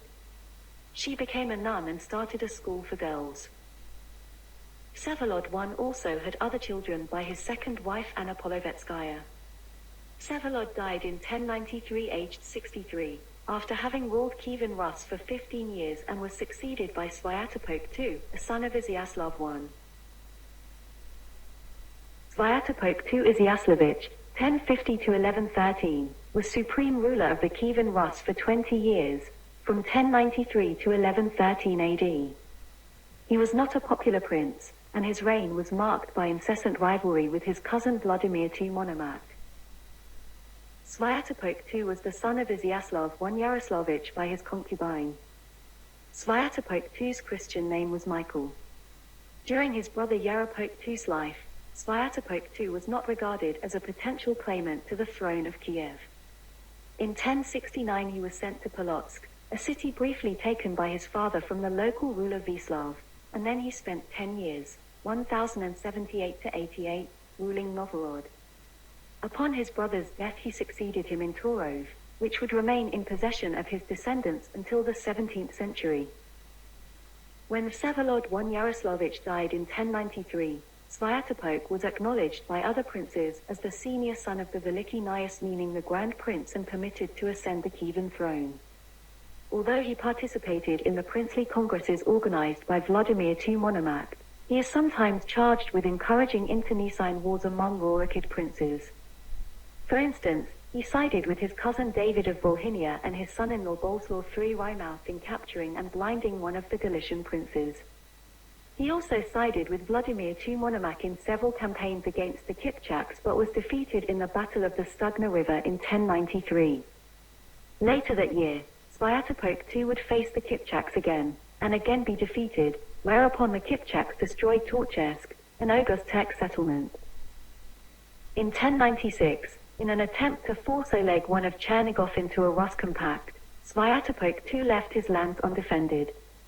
His father-in-law, Tugorkan, raided Pereyaslav, while Bolyak raided as far as Kiev, destroying Berestovo and sacking the 3 monasteries of Klov, Vidubichi, and the caves. Tugorkan was killed during his raid on Pereyaslav, and so Svyatopolk II had him buried in Kiev. Svyatopolk's Christian name was Michael, so he encouraged embellishment of St. Michael's Abbey in Kiev, which has been known as the Golden Rooft up to the present. The history now known as the Primary Chronicle was compiled by the monk Nestor during Svyatopolk II's reign. Svyatopolk II married firstly a Bohemian princess of the Pemeslid dynasty, probably a daughter of Duke Spytins II. They had 3 children: Spislava, Predslava, Miroslav, and Torov. Secondly, in 1094 Svyatopolk II married a daughter of Tugorkan of the Kipchaks, Alina. They had 4 children: Anna, Maria, Ryakislav, and Izyaslav. In 1104, Svyatopolk II would marry for a 3rd time to Barbara Komnena. Some sources claim Svyatopolk II had an out-of-wedlock son, Mstislav. Svyatopolk II, the Grand Prince of Kiev and Kievan Rus, died on April 16, 1113 AD, aged 62. Vladimir II Monomakh, Russian name, and Volodymyr Monomakh, his Ukrainian name, and his Christian name, Vasily, Basil, from the Greek word basileios for king, 1053 to 1125 AD, reigned as Grand Prince of Kievan Rus from 1113 to 1125 AD. He is considered a saint in the Eastern Orthodox Church, and his feast day is celebrated on May 6. He was the son of Vsevolod I and married in 1046 to Anastasia Monomakh, a relative of Byzantine Emperor Constantine IX Monomachos, from whom Vladimir obtained his other name Monomakh. Contemporary Byzantine naming practice allowed the adoption of a maternal surname if the mother's family was perceived to be of a more exalted origin than that of the father. In his famous instruction, also known as the Testament, to his own children, Monomakh mentions that he conducted 83 military campaigns and 19 times made peace with the Polovtsi. At first he waged war against the steppe jointly with his cousin Oleg, but after Vladimir was sent by his father to rule Chernigov and Oleg made peace with the Polovtsi to retake that city from him, they parted company. Since that time, Vladimir and Oleg were bitter enemies who would often engage in internecine wars. The enmity continued among their children and more distant posterity. From 1094, his chief patrimony was the southern town of Pereyaslav, although he also controlled Rostov, Suzdal, and other northern provinces. In these lands he founded several towns, notably his namesake, Vladimir, the future capital of Russia. In order to unite the princes of Rus in their struggle against the Great Steppe, Vladimir II initiated 3 princely congresses, the most important being held at Lubeck in 1097 and Dolobsk in 1103. In 1107 he defeated Boniak, a Cuman Khan who led an invasion on Kievan Rus. When Svyatopolk II died in 1113, the Kievan populace revolted and summoned Vladimir II to the capital. The same year he entered Kiev to the great delight of the crowd and reigned there until his death in 1125. As may be seen from his instruction, he promulgated a number of reforms in order to allay the social tensions in the capital. These years saw the last flowering of ancient Rus, which was torn apart 10 years after his death. Vladimir II Monomakh is buried in the St. Sophia Cathedral in Kiev. Succeeding generations often referred to his reign as the Golden Age of that city. Numerous legends are connected with Monomakh's name, including the transfer from Constantinople to Rus of such precious relics as the Theotokos of Vladimir and the Vladimir Muscovite crown called Monomakh's cap. Vladimir II married 3 times. Some sources cite his first wife as Githa of Wessex, daughter of Harold of England who had fallen at Hastings in 1066, and of Edith Swanisha. They had at least 6 children, possibly more: Mstislav I of Kiev, Izyaslav Vladimirovich, Prince of Kursk, Svyatoslav Vladimirovich, Prince of Smolensk and Pereyaslav, Yaropolk II of Kiev, Vyacheslav I of Kiev, Yuri or George, later known as Yuri Dolgoruki, and Marina Vladimirovna who married Leon Diogenes, a pretender to the throne of the Byzantine Empire who claimed to be a son of Romanos IV and who rose to the rank of Khan of the Cumans in Ossetia. Vladimir's second wife, Euphemia, is considered to have been a Byzantine noblewoman. This marriage produced at least 5 children. Roman, Prince of Volhynia, Euphemia of Kiev who married Koloman of Hungary, Agathia or Agatha who married Vsevolod Davidovich, Prince of Gorodno, and Andrew, Prince of Volhynia. Vladimir's third marriage is thought to have been to a daughter of Ipo Senovich, Khan of the Cumans. Her paternal grandfather was Ozan. Her people belonged to the Kipchaks, the confederation of pastoralists and warriors of Turkic origin. Vladimir II Monomakh died in Kiev on the 19th of May 1125, aged 71 or 72, after first ruling as Prince of Smolensk from 1073 to 1078, and as Prince of Chernigov from 1078 to 1094, then as Prince of Pereyaslav from 1094 to 1113. And finally as Grand Prince of Kiev from 1113 to 1125 AD, a total of about 52 years. Mstislav I Monomac, his eldest son, succeeded him. Mstislav I Vladimirovich Monomac, 1076 to 1132, also known as Mstislav the Great, was the Grand Prince of Kiev from 1125 to 1132 AD, the eldest son of Vladimir II Monomac by Githa of Wessex. He is figured prominently in the Norse sagas under the name Harold, to allude to his grandfather, Harold II of England. Mstislav's Christian name was Theodore. Mstislav was born in Torov. As his father's future successor, he reigned in Novgorod from 1088 to 1093 and after a brief stint at Rostov from 1095 to 1117. Thereafter he was Monomac as co-ruler in Belgorod-Kievsky, the castle city on the right bank of the Ipon River, and he inherited the Kievan throne after Vladimir II's death. He built numerous churches in Novgorod, of which St. Nicholas Cathedral and the Cathedral of St. Anthony Cloister survive to the present day. Later, he would also erect important churches in Kiev, notably his family sepulchre at Berestovo and the Church of Our Lady at Podol. St. Nicholas Cathedral was also built by Mstislav I near his palace at Yaroslav's court. Novgorod contains 12th century frescoes depicting his illustrious family. Mstislav's life was spent in constant warfare with Cumans, Estonians, Lithuanians, and the Princedom of Polotsk. In 1096, he defeated his uncle Oleg of Chernigov on the Koloksha River, thereby laying foundation for the centuries of enmity between his and Oleg's descendants. Mstislav I was the last ruler of United Rus, and upon his death, as the chronicler put it, the land of Rus was torn apart. He died on the 14th of April 1132 in Kiev, aged 55 after ruling for about 7 years. In 1095, Mstislav I married Princess Christina Ingersdotter of Sweden, daughter of King Inge I of Sweden. They had many children.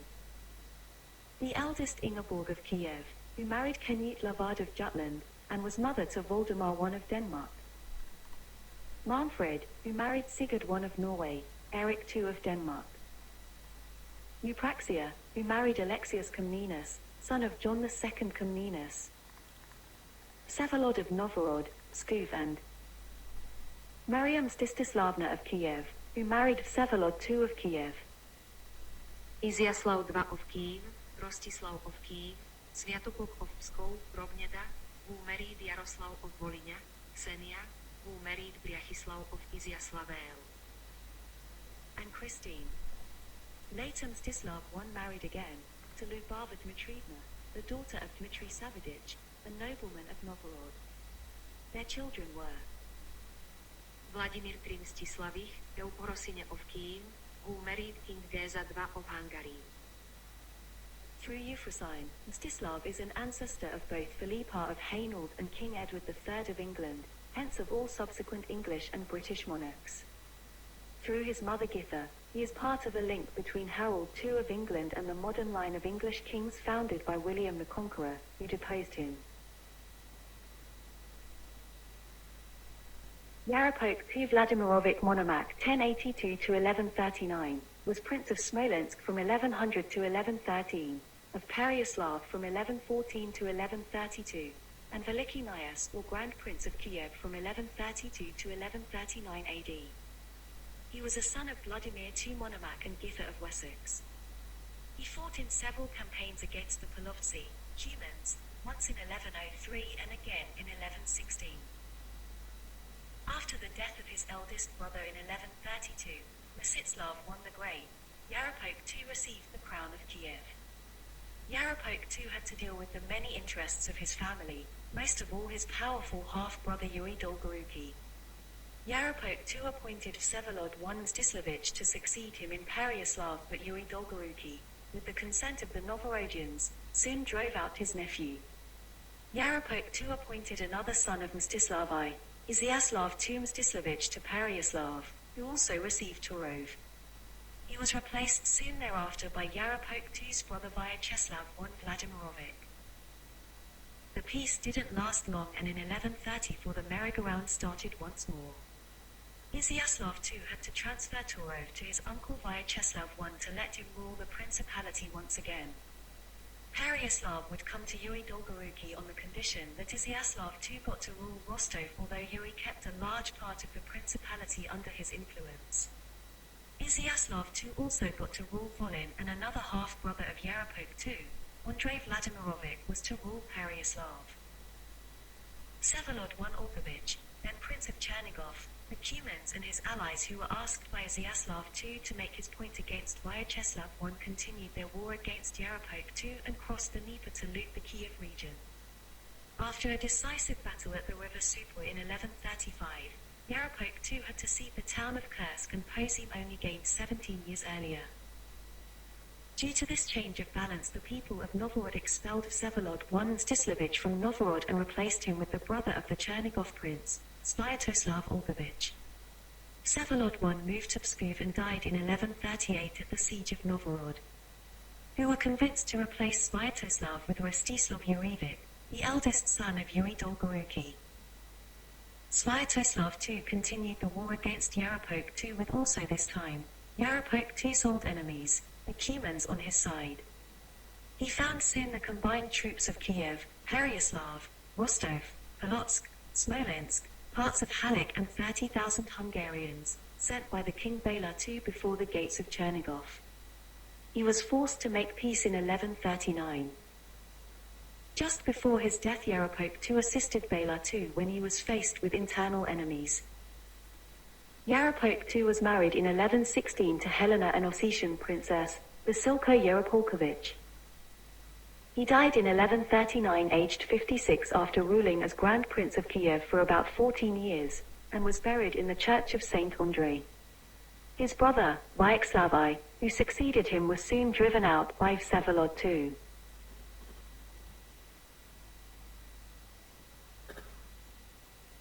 Vyacheslav I Vladimirovich, 1083 to 1154, was a prince of Smolensk from 1113 to 1125, Turo from 1125 to 1132, and from 1134 to 1146, of Pereyaslav from 1132 to 1134 and 1142, of Perasopnitsia from 1146 to 1149, Vyshgorod from 1149 to 1151, and Grand Prince of Kiev in 1139, and from 1151 to 1154 AD. He was the fifth son of Vladimir II Monomac and Githa of Wessex. On the 18th of February 1139 he succeeded his brother Yarapok II of Kiev as Grand Prince, but was driven out in March by Vsevolod II of Kiev. He later ruled Kiev jointly with his nephew Iziaslav II of Kiev and died not long after Iziaslav in late 1154 or early 1155 and is buried in the St. Sophia Cathedral in Kiev. His only son, Michael Vyacheslavovich, had predeceased him in 1129. So the throne passed on to Vsevolod II Olgovich, or a son of Oleg, Prince of Chernigov. Vsevolod II Olgovich, 1084 to 1146, was the Prince of Chernigov from 1127 to 1139, and Grand Prince of Kiev from 1139 to 1146 AD. He was a son of Oleg Sviatoslavich, Prince of Chernigov and grandson of Sviatoslav II. Vsevolod married Maria Mstislavna of Kiev, the daughter of Grand Duke Mstislav I of Kiev. They had 2 sons and 2 daughters. Sviatoslav III of Kiev, Yaroslav II Vsevolodovich, Anna of Chernigov, who married a prince of Halych, a son of Vasilko Rostislavich according to some chronicles. Svenoslava of Chernigov, who married Boleslaw I the Tall, Duke of Wroclaw.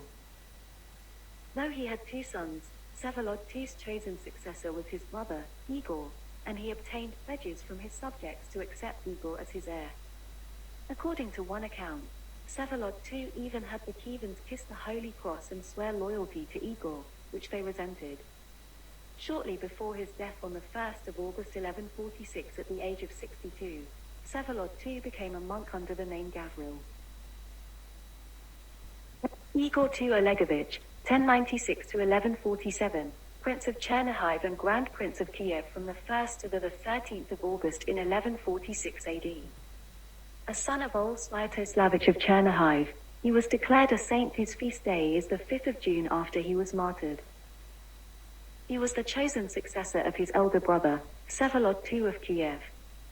Though his brother had extracted promises of loyalty from his Kievan subjects, Igor II and his family, the Olgovichi, were unpopular and there was resistance against his accession. The chroniclers accused Igor II of being dishonest, greedy, scheming, and violent. He had reigned less than 2 weeks before the Kievans invited his cousin and rival, Izyaslav II Mstislevich, to be their prince. Reneging on a promise he had made not to seek power, Izyaslav II attacked and defeated Igor II and his brother Sviatoslav II. Sviatoslav escaped, but Igor II got bogged down in some marshes and was unable to flee because of an infirmity in his legs. He was captured, and Izyaslav II had him thrown into a pit. He languished in the pit until autumn 1146, when, desperately ill, he requested permission to become a monk. Izyaslav II released him, but Igor was so weak he had to be carried from the pit and nearly died of illness.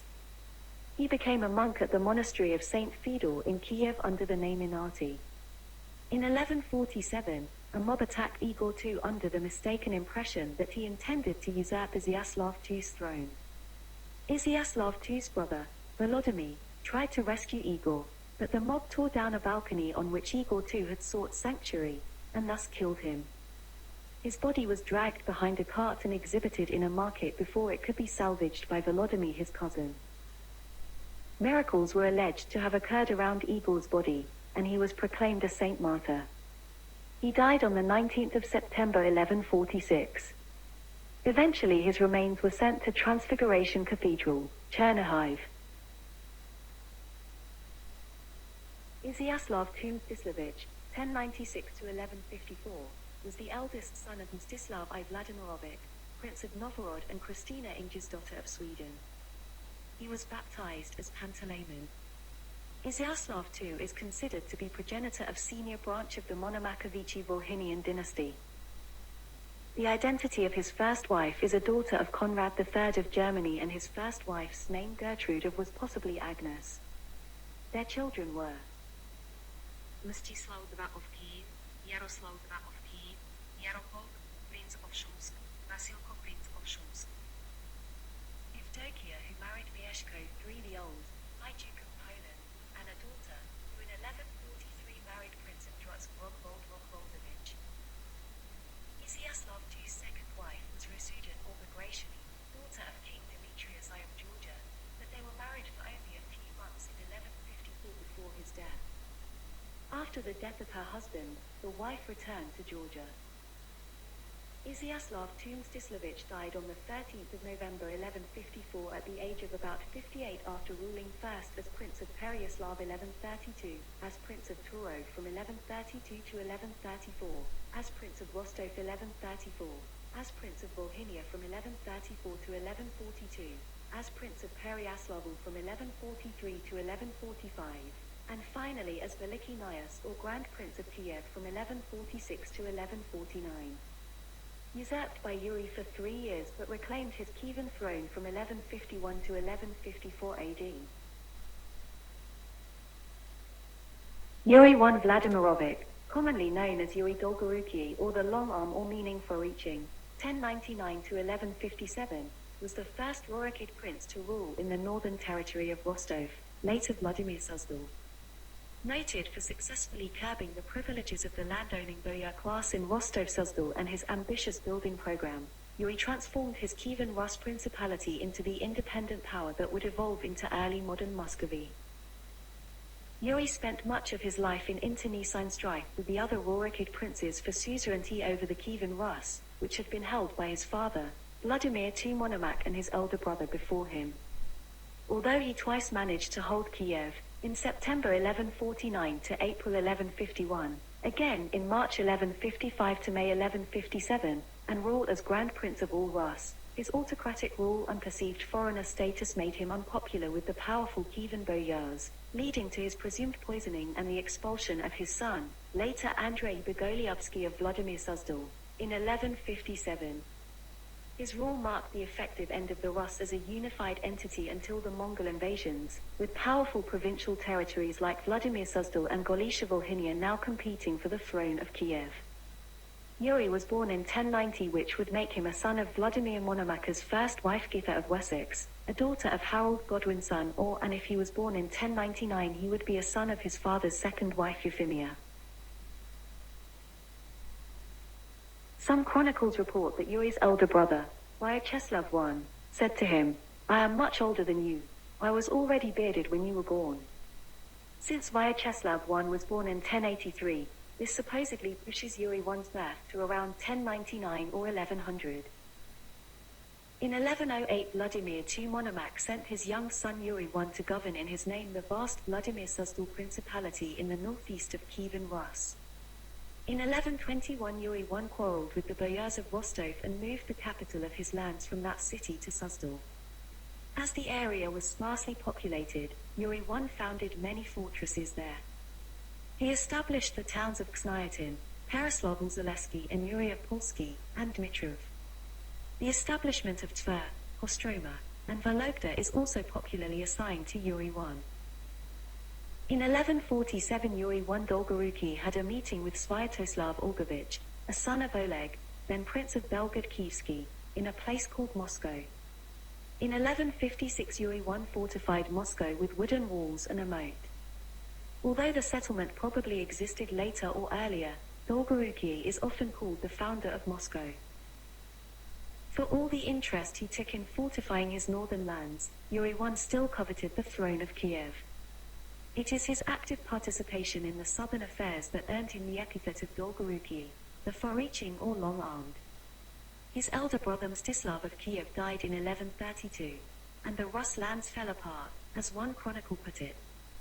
Yuri instantaneously declared war on the princes of Chernigov, the reigning Grand Prince, and his brother Yaropolk II of Kiev, enthroned his son in Novgorod, and captured his father's hereditary principality at Pereyaslav of the south. The Novgorodians, however, betrayed him, and Yuri avenged by seizing their key eastern fortress, Torshov. In 1147, Yuri I Dolgoruki resumed his struggle for Kiev, and in 1149 he captured it, but in 1151 he was driven from the capital of Rus by his nephew Izyaslav II. In 1155, Yuri II regained Kiev once again. After presumably being poisoned at the feast of a Kievan nobleman, Yuri I unexpectedly died in 1157, which sparked anti-Suzdalian uprising in Kiev. Yuri II Dolgoruki was interred at the Saviour Church in Berestovo, Kiev, but his tomb is empty. The primary chronicle records the first marriage of Yuri to his first wife, who was a daughter of Ipa Osenovich, Khan of the Cumans. Her paternal grandfather was Ozan. Her people belonged to the Cumans, a confederation of pastoralists and warriors of Turkic origin. His second wife Helena survived him and moved to Constantinople. Her paternity is not known for certain, but Nikolai Karamzin was the first to theorize that Helena was returning to her native city. She has since been theorized to be a member of the Komnenos dynasty, which ruled the Byzantine Empire throughout the life of Yuri I. Several websites have speculated that his wife was a daughter of Isaac Komnenos. The identification would make her a granddaughter of Alexios I Komnenos and Irene Dukina. There are no documents to back up this connection. Yuri had at least 15 children. The following are considered elder children and usually attributed to the first wife. Rostislav, Prince of Pereyaslav, Ivan, Prince of Kursk, Olga who married Jaroslav Osmomysl, Andrej I Bogolubsky, Maria who married Oleg Sviatoslavich, Prince of Novhorod-Siversky. Sviatoslav Jaroslav Gleboev Kiev Boris Prince of Belgorod and Turov Mstislav Prince of Novgorod Vasilko Prince of Suzdal. The following are considered youngest and typically attributed to the second wife: Mikhail of Vladimir, Vsevolod the Bignest, David, Prince of Murom, who married Euphrosyne of Murom and Yaropolk. Muscovites have cherished Yuri II's memory as the legendary founder of their city. His patron saint, Saint George, appears on the coat of arms of Moscow slaying a dragon. In 1954, a monument to him designed by sculptor Sergei Orlov was erected on Moscow's Tverskaya Street, the city's principal avenue, in front of the Moscow municipality. Dolgoruki's image was stamped on the medal in commemoration of the 800th anniversary of Moscow, introduced in 1947. There are monuments of Yuri Dolgoruki in Dmitrov and Kostroma. The nuclear submarine Yuri Dolgoruki is named after him. Yuri I Dolgoruki died on the 15th of May 1157, aged 57, after ruling as Grand Prince of Kiev for the last 8 years. Rostislav I Mstislevich, around 1110 to 1167, was Knyaz or Prince of Smolensk from 1125 to 1160, of Novgorod, 1154, and Veliky Knyaz or Grand Prince of Kiev in 1154, and from 1159 to 1167 AD. He was the son of Mstislav I of Kiev and Kristina Ingjasdotter of Sweden. After Yaroslav II of Kiev was driven out of Novgorod, Rostislav I was invited to become the ruler of Novgorod. He accepted, and became the prince in 1154. Then, learning that Yaroslav II had died, Rostislav I left Novgorod to take the Kievan throne. Indignant that their prince had abandoned them and angered that he did not make order among them, but tore them more apart, the citizens of Novgorod drove out Rostislav II's son, David, who was their governor. They replaced him with Mstislav II Yurevich, the son of Yuri I Dolgoruki. Rostislav I ruled Kiev for 1 week before Yaroslav III of Kiev forced him to flee to Chernigov. Rostislav I died and he left 4 sons, Princes David Rostislavich of Novgorod, Mstislav Rostislavich of Smolensk, Roman I of Kiev and Rurik Rostislavich, and 2 daughters Elena Rostislavna of Kiev Smolensk and Agrafina Rostislavna. Yaroslav III Davidovich, probably born in 1115 and died in 1162, was the Prince of Chernigov from 1152 to 1154, and from 1155 to 1157 and Grand Prince of Kiev, from 1154 to 1155, from 1157 to 1158, and in 1162 AD. He was the son of David Sviatoslavich of Chernigov and grandson of Sviatoslav II. Mstislav II Izyaslevich, born 1125 and died the 19th of August 1170 aged 44 or 45, was the Prince of Pereyaslav and Vladimir and the Grand Prince of Kiev from 1158 to 1159, from 1167 to 1169, and in 1170 AD. Mstislav was the son of Grand Prince Yaroslav II of Kiev. Along with his father, he participated in the wars against Yuri Dolgoruki and the Chernigov princes. After an initial victory against the Cumans in 1153, Mstislav II was defeated by the Cumans at the Syul River. Yuri I Dolgoruki forced him to flee to Poland in 1155, but the next year Mstislav II returned with a new army and defeated Dolgoruki at Vladimir. Dolgoruki died in 1157, and Mstislav II had himself crowned at Vladimir.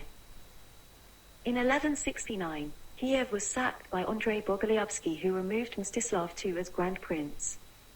Mstislav II passed his exile in Byzantium and during the reign of Emperor Manuel I Komnenos, was rewarded the district of Otskalana. In 1151 Mstislav II married Agnes, the daughter of Duke Boleslaw III of Poland. They had 3 sons, Roman, Prince of Novgorod, Sviatoslav, Prince of Brest, and Vsevolod, Prince of Belz and Vladimir. Andrew I, 1111 to 1174. His Russian name in full is Andrei Yurevich Bogolyubsky, means Andrei Yurevich of Bogolyubo, also referred to as Andrei I Yurevich and Andrei the Pious, was Grand Prince of Vladimir Suzdal from 1157 until his death. Andrei accompanied Yuri I Vladimirovich, Yuri I Dolgoruki, his father, on a conquest of Kiev, then led the devastation of the same city in 1169, and oversaw the elevation of Vladimir as the new capital of northeastern Rus and so the decline of Kievan rule. Andrei I has been referred to in the West as the Scythian Caesar. He was canonized as a saint in the Russian Orthodox Church. Andrei I Bogolyubsky was born around 1111, to a Greek mother and to Yuri I Vladimirovich, commonly known as Yuri I Dolgoruki, a prince of the Rurik dynasty who proclaimed Andrei a prince in Vyshgorod near Kiev. Andrei I left Vyshgorod in 1155 and moved to Vladimir. After Yuri I his father's death in 1157, he became a prince of Vladimir, Rostov, and Suzdal. He proceeded to attempt to unite Rus lands under his authority, struggling persistently for submission of Novgorod to his authority, and conducting a complex military and diplomatic game in South Rus. In 1162, Andrei I sent an embassy to Constantinople, lobbying for a separate metropolitan see in Vladimir. In 1169 his troops sacked Kiev, devastating it as never before. After plundering the city, stealing much religious artwork, which included the Byzantine Mother of God icon, Andrei I appointed his brother Gleb as Prince of Kiev, in an attempt to unify his lands with Kiev. Following his brother's death in 1171, Andrei I became embroiled in a 2-year war to maintain control over Kiev, which ended in his defeat. Andrei I established for himself the right to receive tribute from the populations of the northern Dvinar lands. As ruler of all Suzdal land, Andrei I Bogolyubsky transferred the capital to Vladimir, strengthened it, and constructed the Assumption Cathedral, the Church of the Intercession on the Nile, and other churches and monasteries. Under his leadership Vladimir was much enlarged, and fortifications were built around the city.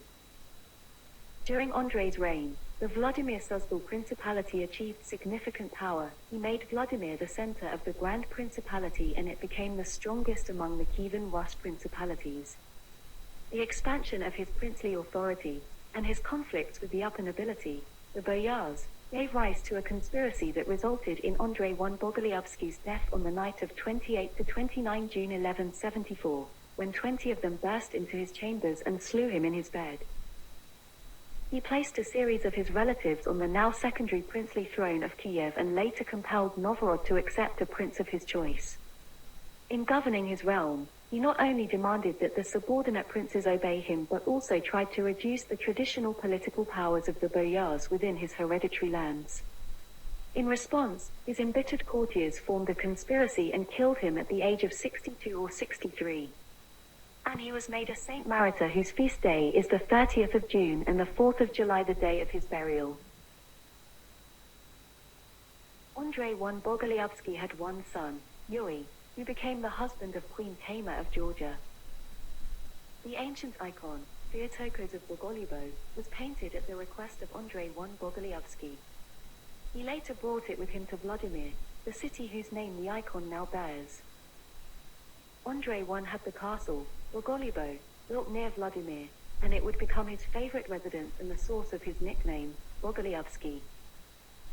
His reign over Vladimir as the capital starts of the rule of the Grand Duchy of Vladimir over the Rus people.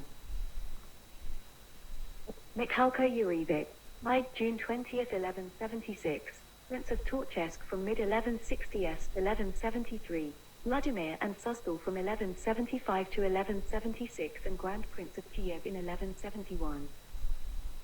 Yuri I Dolgoruki's eldest son by his second marriage, Mikhailko Yurevich was removed from the Suzdal lands by his half-brother Andrei I Bogolyubsky, who apparently disliked his mother. From 1162 to 1169 he lived in Ostia, a small town near Chernigov, but then moved on to a town of Torchesk. Appointed by Andrei I to rule Kiev upon the death of Gleb Yurievich in 1171, Mikhailko refused to take the throne and sent his younger brother Vsevolod to Kiev instead. He was besieged in Torchesk by another claimant to Kiev, Prince RURIK Rostislavich, but concluded peace with him and was allowed to move his capital to Pereyaslav. Next year, when Andrei I invaded southern Rus, he broke his ties with RURIK and swore allegiance to Vsevolod his brother.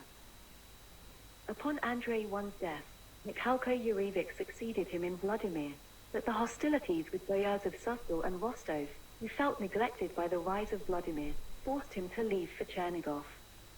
The citizens of Vladimir soon called upon Mikhailko Yurevich to help them fight against Yarapot, son of Rostislav Yurevich. He defeated this nephew of Andrei I Bogolyubsky's and regained the throne of Vladimir in 1175. Mikhailko died the next year and was succeeded by his brother Vsevolod. Yarapot III Rostislavich, who died probably in 1182, was a Russian Grand Prince of Vladimir between 1174 and 1175. He was a nephew of Andrei I Bogolyubsky and also a grandson of Yuri I. Vsevolod III Urivik, or Vsevolod the Big Nest, 1154 to 1212, was Grand Prince of Vladimir from 1176 to 1212. During his long reign the city reached the zenith of its glory. In 1173 two Smolensk princes captured Kiev, captured Vsevolod III and briefly installed him on the throne. Ransomed a year later, Vsevolod took his brother Mikhalko's side in his struggle against the powerful boyars of Rostov and Suzdal. Upon Mikhalko's death in 1176, Vsevolod III succeeded him in Vladimir. He promptly subjugated the boyars and systematically raided the Volga peoples, notably Volga Bulgaria. He installed puppet rulers on the throne of Novgorod and married his daughters to princes of Chernigov and Kiev. Vsevolod showed little mercy to those who disobeyed his commands. In 1180 and 1187 he punished the princes of Ryazan by ousting them from their lands. In 1207 he burnt to the ground both Ryazan and Belgrade. His military fame spread quickly. The tale of Eagle's campaign, thought to be written during Vsevolod's reign, addresses him thus: Great Prince Vsevolod, don't you think of flying here from afar to safeguard the paternal golden throne of Kiev? For you can with your oars scatter in drops the Volga, and with your helmet scoop dry the Don. But Kievan matters concerned Vsevolod little in the latter part of his reign. He concentrated on building up his own capital, Vladimir. His Ossetian wife, Maria Shvanovna, who devoted herself to works of piety and founded several convents, was glorified by the Russian Church as a saint. By her Vsevolod had no fewer than 14 children, thus earning for himself the sobriquet or nickname Big Nest. 4 of them, Constantine, George, Yaroslav and Sviatoslav, succeeded him as Grand Dukes of Vladimir. He died on the 12th of April 1212 and was buried at the Assumption Cathedral in Vladimir. Vsevolod married first Maria, whose origins are disputed. She has been variously identified as Ossetian, Alan, and Moravian. They had at least 14 children, hence his nickname the Big Nest. A daughter named Vyslava or Pelagia Vevolodovna. Veslava Vevolodovna, who married Rostislav Yaroslavich, Prince of Smolensk. He was a son of Yaroslav II Vevolodovich, Prince of Chernigov, whose paternal grandfather was Vsevolod II of Kiev. Vsevolod, 3 other children were Vyacheslava Vevolodovna, who married Rostislav II of Kiev. Konstantin O.F. Rostov, Boris Vsevolodovich, Gleb Vsevolodovich, Yuri II O.F. Vladimir, Yaroslav II O.F. Vladimir, Helena Vsevolodovna. Vladimir Vsevolodovich, Prince of Juriev Polsky, Svijaroslav III of Vladimir, Ivan Vsevolodovich, Prince of Starodub. Anna Vevolodovna, who married Vladimir, Prince of Belgrade. Maria died in 1205 or 1206 and Vsevolod III married Lyubov Vasilkovna in 1209. She was a daughter of Vasilko Bryakeslavich, Prince of Vitebsk. They had no known children. Yuri II, also known as George II of Vladimir or Georgy II Vevolodovich, 1188 to 1238, was the 4th Grand Prince of Vladimir from 1212 to 1216, and from 1218 to 1238 who presided over Vladimir Suzdal at the time of the Mongol invasion of Rus. He was the 3rd and best-loved son of Vsevolod III and Maria Shvanovna. He first distinguished himself in the battles against Ryazan in 1208. His father wanted Yuri II to inherit Rostov and his older brother Constantine to succeed him in Vladimir. The latter, however, declared that he would rule both towns or nothing at all. Thereupon Vsevolod III disinherited Constantine and passed the throne to Yuri II. After Vsevolod III's death, Constantine allied himself with Mstislav the Bold and defeated Yuri II and his other brothers on the Lipitsa River. Having gained Vladimir, Constantine sent Yuri II to rule Rostov and Yaroslav. 2 years later Constantine died, and Yuri II was allowed to return to Vladimir. During his reign in Vladimir, Yuri II waged several wars against Volga Bulgaria and founded the fortress of Nizhny Novgorod on the Volga River to secure the area from Bulgarian attacks. He installed his younger brother Yaroslav II in Novgorod. When the Mongols first approached Russia in 1223, He sent a small unit against them, but it arrived too late to take part in the disastrous Battle of the Khalkha River. When the Mongols returned in 1237, Yuri II treated their envoys with disdain. Likewise, he did not help Ryazan when Batu Khan laid siege to that city. His own capital, however, was the next in line. Yuri's sons were soundly defeated near Kolomna, and Yuri himself could barely escape to Yaroslav. His wife Agatha, Mikhail of Kiev's sister, and all his family died in Vladimir when a church where they had sought refuge from the fire collapsed. Yuri II himself was killed on the 4th of March 1238, in the Battle of the Sit River, whereby vast Mongol hordes defeated the army of Vladimir Suzdal. The relics of the prince are in Dormition Cathedral, Vladimir. Yaroslav II, Christian name Theodore, 1191 to 1246, was the Grand Prince of Vladimir from 1238 to 1246 who helped to restore his country and capital after the Mongol invasion of Rus. Yaroslav II was the fourth son of Vsevolod III the Big Nest and Maria Shvanovna. In 1200, he was sent by his father to rule the town of Pereyaslav near the Kipchak steppes. 6 years later, he was summoned by boyars of Halych to rule their city but could not effectively claim the throne. Thereupon he was sent to take Ryazan, but the stubborn opposition of the inhabitants led to the city being burnt. In 1209, Vsevolod III sent Yaroslav II to oppose Mstislav the Bold in Novgorod. After several battles, the two princes made peace, whereby Yaroslav II married Mstislav's daughter. Upon his deathbed, Vsevolod III the Big Nest bequeathed to him Pereslav Zaleski. In the conflict between his elder brothers Constantine and Yuri II, Yaroslav II supported the latter. In 1215, he accepted the offer of the Novgorodians to become their prince but, desiring revenge for their former treachery, captured Torshok and blocked its supplies of grain to Novgorod. Several months later, he was defeated by Mstislav the Bold, his father-in-law on the Lipitsa River, and had to retreat to Pereslavl. In 1222, Yaroslav II, finally enthroned in Novgorod, overran all of Estonia and besieged its capital Kolovan. 3 years later, he devastated Finland and baptized Karelia. His next ambition was to subjugate Pskov, but the Novgorodians refused to make war against its neighbor. Yaroslav departed in anger and seized the Novgorodian enclave of Volokholamsk. In 1234, he returned to Novgorod and several years later defeated its chief enemies, Lithuanians and Teutonic Knights. In 1236, he followed Danilo of Halykha's advice and moved from Novgorod to Kiev, leaving his son Alexander as his representative in the north. In 1238, when the Mongols first invaded Kievan Rus and his elder brother Yuri II was killed in battle, Yaroslav II left Kiev for Vladimir, where he was crowned Grand Prince. Yaroslav II attempted to restore the cities of Vladimir Suzdal after the Mongol ravages and fires. In 1243, he was summoned by Batu Khan to his capital Sarai. After a lengthy conference, he returned to Vladimir with honors.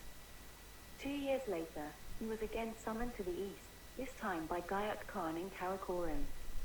There he was poisoned by the Great Khan's mother Toragine and died a week on the 30th of September 1246, aged 55, after he had been allowed to return home. Yaroslav II married his first wife around 1205. She was a daughter of Yuri Konchakovich, Khan of the Cumans. Her people belonged to the Kipchaks, a confederation of pastoralists and warriors of Turkic origin. In 1214, Yaroslav II married his second wife Rostislava. She was a daughter of Mstislav the Bold and another Cuman princess. Her maternal grandfather was Koshin Khan. They were divorced in 1216. In 1218, Yaroslav II married his third wife Fedosia Igorevna of Ryazan. She was a daughter of Igor Glebovich and Agrafina of Kiev. Her father was the second son of Gleb Rostislavich, Prince of Ryazan and Euphrosyne of Pereyaslav.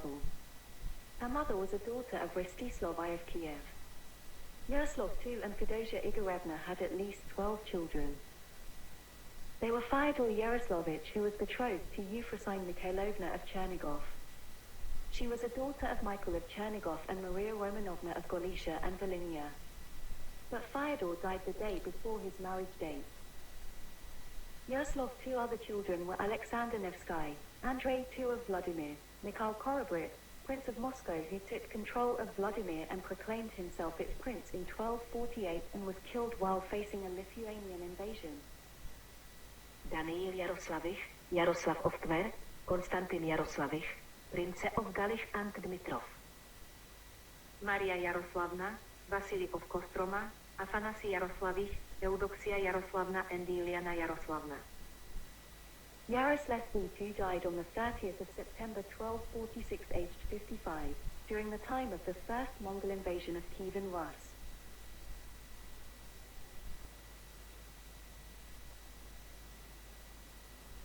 Sviatoslav III Vasiliyevich of Vladimir. 1196 to 1252 was Grand Prince of Novrogod from 1200 to 1205, and from 1207 to 1210, and Grand Prince of Vladimir Suzdal from 1246 to 1248 AD. He was the sixth son of Vsevolod III the Bigness and Maria Shvanovna. During the partition of his father's lands, he received the town of Yuriy-Polsky. It was he who commissioned the town's principal landmark, the Cathedral of St. George, constructed in 1230 to 34. In 1220 Sviatoslav sacked Ul in Volga, Bulgaria. Sviatoslav III's reign in Vladimir was short and uneventful. In 1248, his nephew Mikhail Korobrit of Moscow, in defiance of the centuries-old succession system, seized the city of Vladimir and ousted Sviatoslav III back to Yuriy-Polsky. 2 years later, Sviatoslav III and his son visited the Golden Horde, pleading with the Khan to reinstate him on the Grand Princely throne. He died on the 3rd of February 1252, aged 56, and was buried in Yuriy-Polsky. He was succeeded by Mikhail Korobrit of Moscow, the usurper. Mikhail Yaroslavich Korobrit, the Brave, was Prince of Moscow from 1246 to 1248 and Grand Prince of Vladimir in 1248. He was a younger brother of Alexander Nevsky, and he and his son, Boris Mikhailovich, are sometimes said to have been princes of Moscow before Daniel Alexandrovich, although this is not always accepted. In 1248, he seized the town of Vladimir and expelled Grand Prince Sviatoslav III Vasiliyevich, his uncle, who fled to Yuriy-Polsky. Mikhail was killed fighting the nephews of the Lithuanian king Mindaugas, Tortvillas, and Gedividas at the Battle of Protva in 1248. He was succeeded by Andrei II Yaroslavich. Andrei II Yaroslavich, 1222 to 1264, was the third son of Yaroslav II, who succeeded his uncle Sviatoslav III as the Grand Duke of Vladimir in 1249. 3 years later, he challenged the Mongols and was ousted by them from Russia. In 1240, Novorogians expelled his brother, Alexander Nevsky, from the city and asked Yaroslav II to send them another commander. Andrei II was sent to the wayward republic instead, only to leave it several months later. When the city was attacked by Teutonic knights, Yaroslav II again sent Andrei II with several units to help. In 1242, Andrei II joined his Susdalian forces with his brother Alexander Nevsky's and saw action in the celebrated battle on the ice.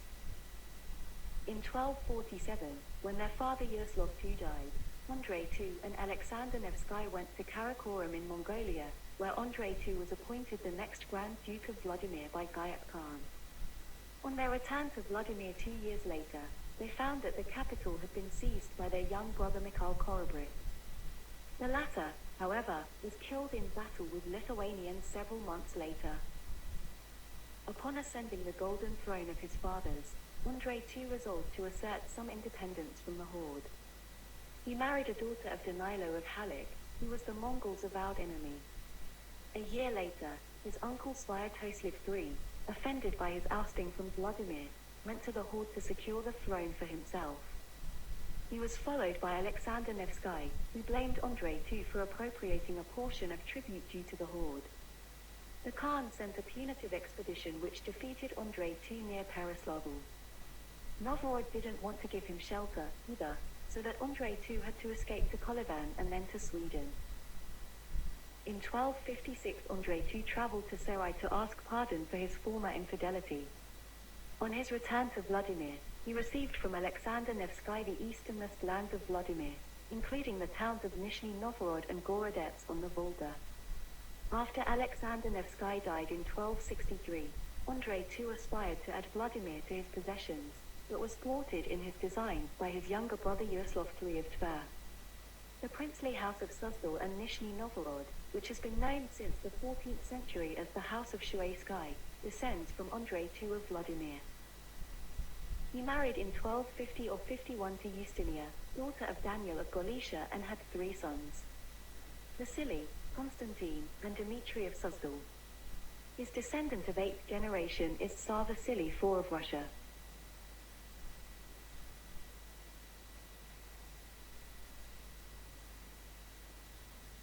Alexander Yaroslavich Nevsky, 1221 to 1263, served as Prince of Novgorod from 1236 to 40, from 1241 to 56, and from 1258 to 1259, as Grand Prince of Kiev from 1236 to 52, and as Grand Prince of Vladimir from 1252 to 63 during some of the most difficult times in Kievan Rus history. Commonly regarded as a key figure of medieval Rus, Alexander was a grandson of Vsevolod III the Big Nest and rose to legendary status on account of his military victories over German and Swedish invaders. He preserved Russian statehood and Russian orthodoxy, agreeing to pay tribute to the powerful Golden Horde. Metropolite Macarius canonized Alexander Nevsky as a saint of the Russian Orthodox Church in 1547. From tales of the life and courage of the pious and great Prince Alexander found in the Second Scovian Chronicle, circa 1260 to 1280, comes one of the first known references to the great prince.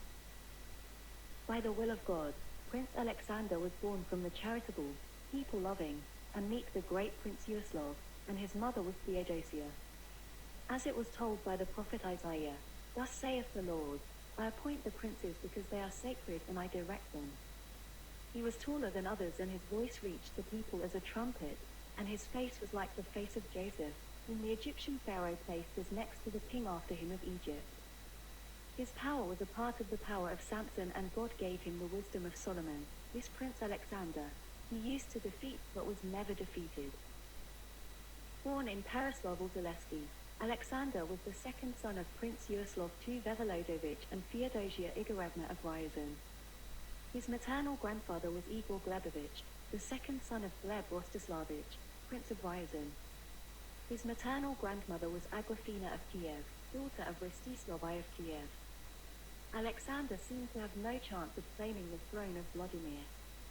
In 1236, however, the Novgorodians summoned him to become Knyaz or Prince of Novgorod and, as their military leader, to defend their northwest lands from Swedish and German invaders. According to the Novgorod Chronicle written in the 14th century, more than a century after the events it recorded, the Swedish army had landed at the confluence of the rivers Ishora and Neva. Alexander and his small army suddenly attacked the Swedes on the 15th of July 1240 and defeated them. Battle of the Neva saved Novgorod from a full-scale invasion from the west. Because of this battle, 19-year-old Alexander gained the nickname Nevsky, which means of never. This victory, coming just 3 years after the disastrous Mongol invasion of the Rus lands of the northwest, strengthened Alexander's political influence, but at the same time it worsened his relations with the boyars. He would soon have to leave Novgorod because of this conflict. After crusading Catholic Germans and Estonians under the Livonian Order invaded Pskov, the Novgorod authorities sent for Alexander.